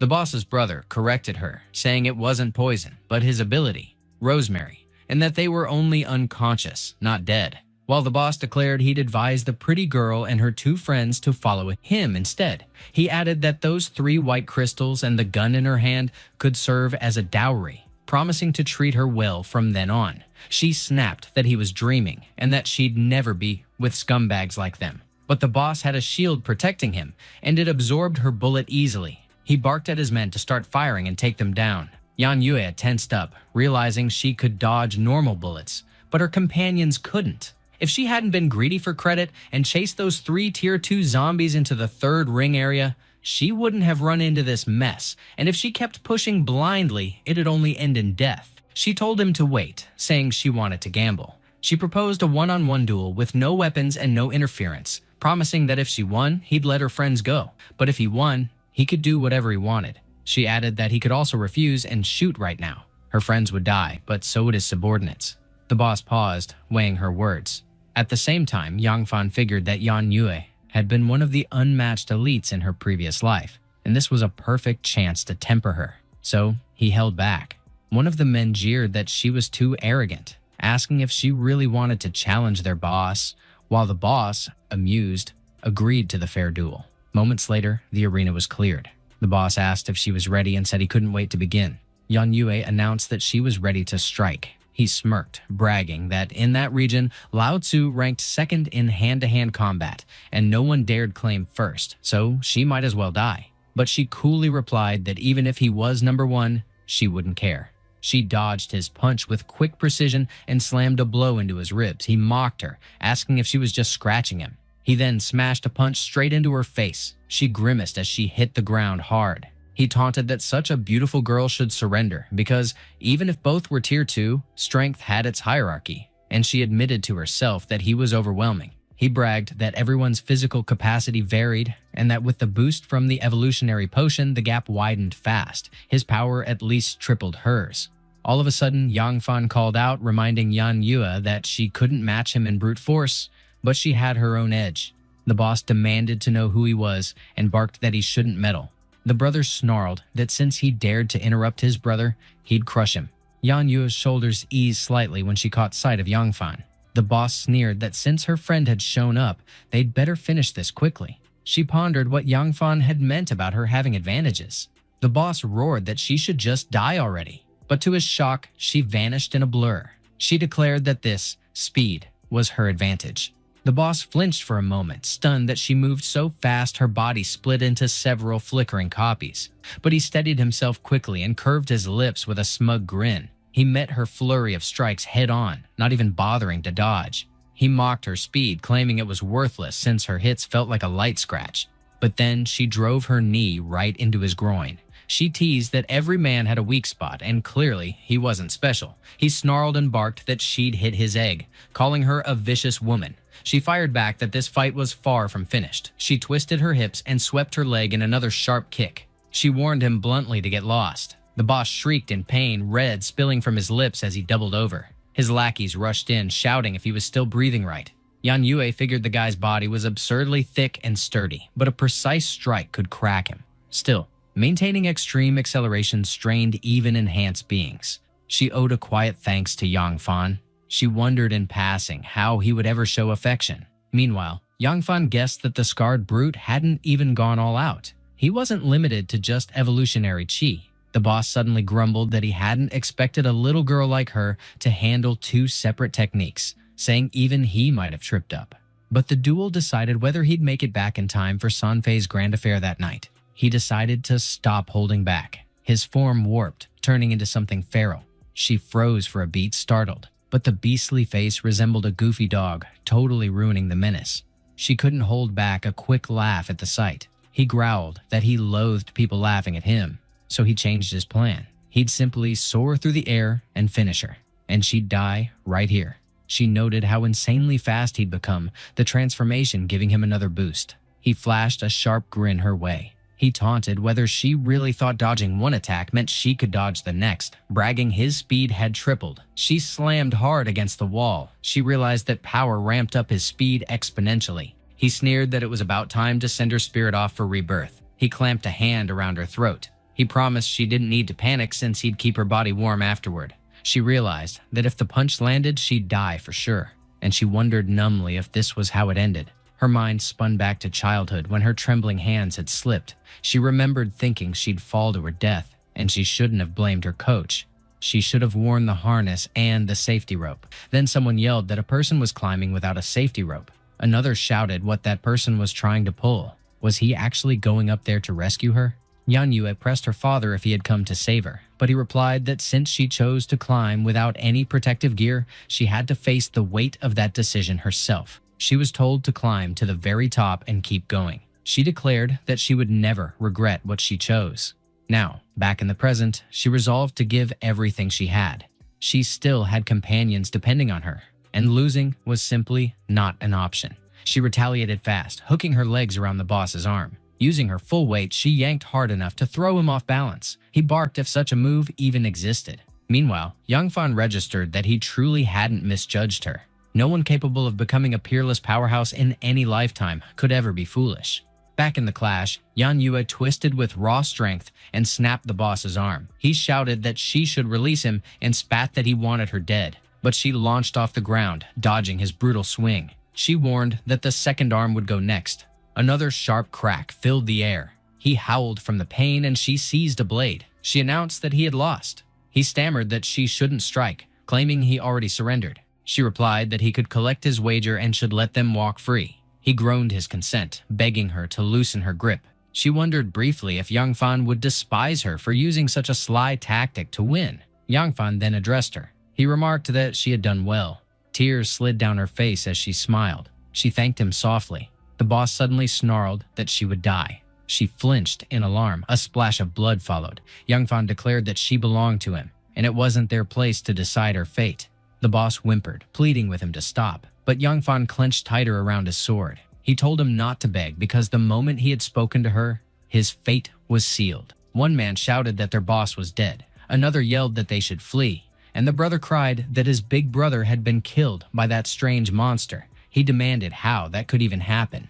Yan Yue snapped that the dwarf wielded supernatural power capable of stunning others, and he was the reason for their danger. So Yang Fan should move fast. The brother instantly declared that Yang Fan was the new boss since in their fourth ring, whoever killed the boss automatically claimed all his materials and crew.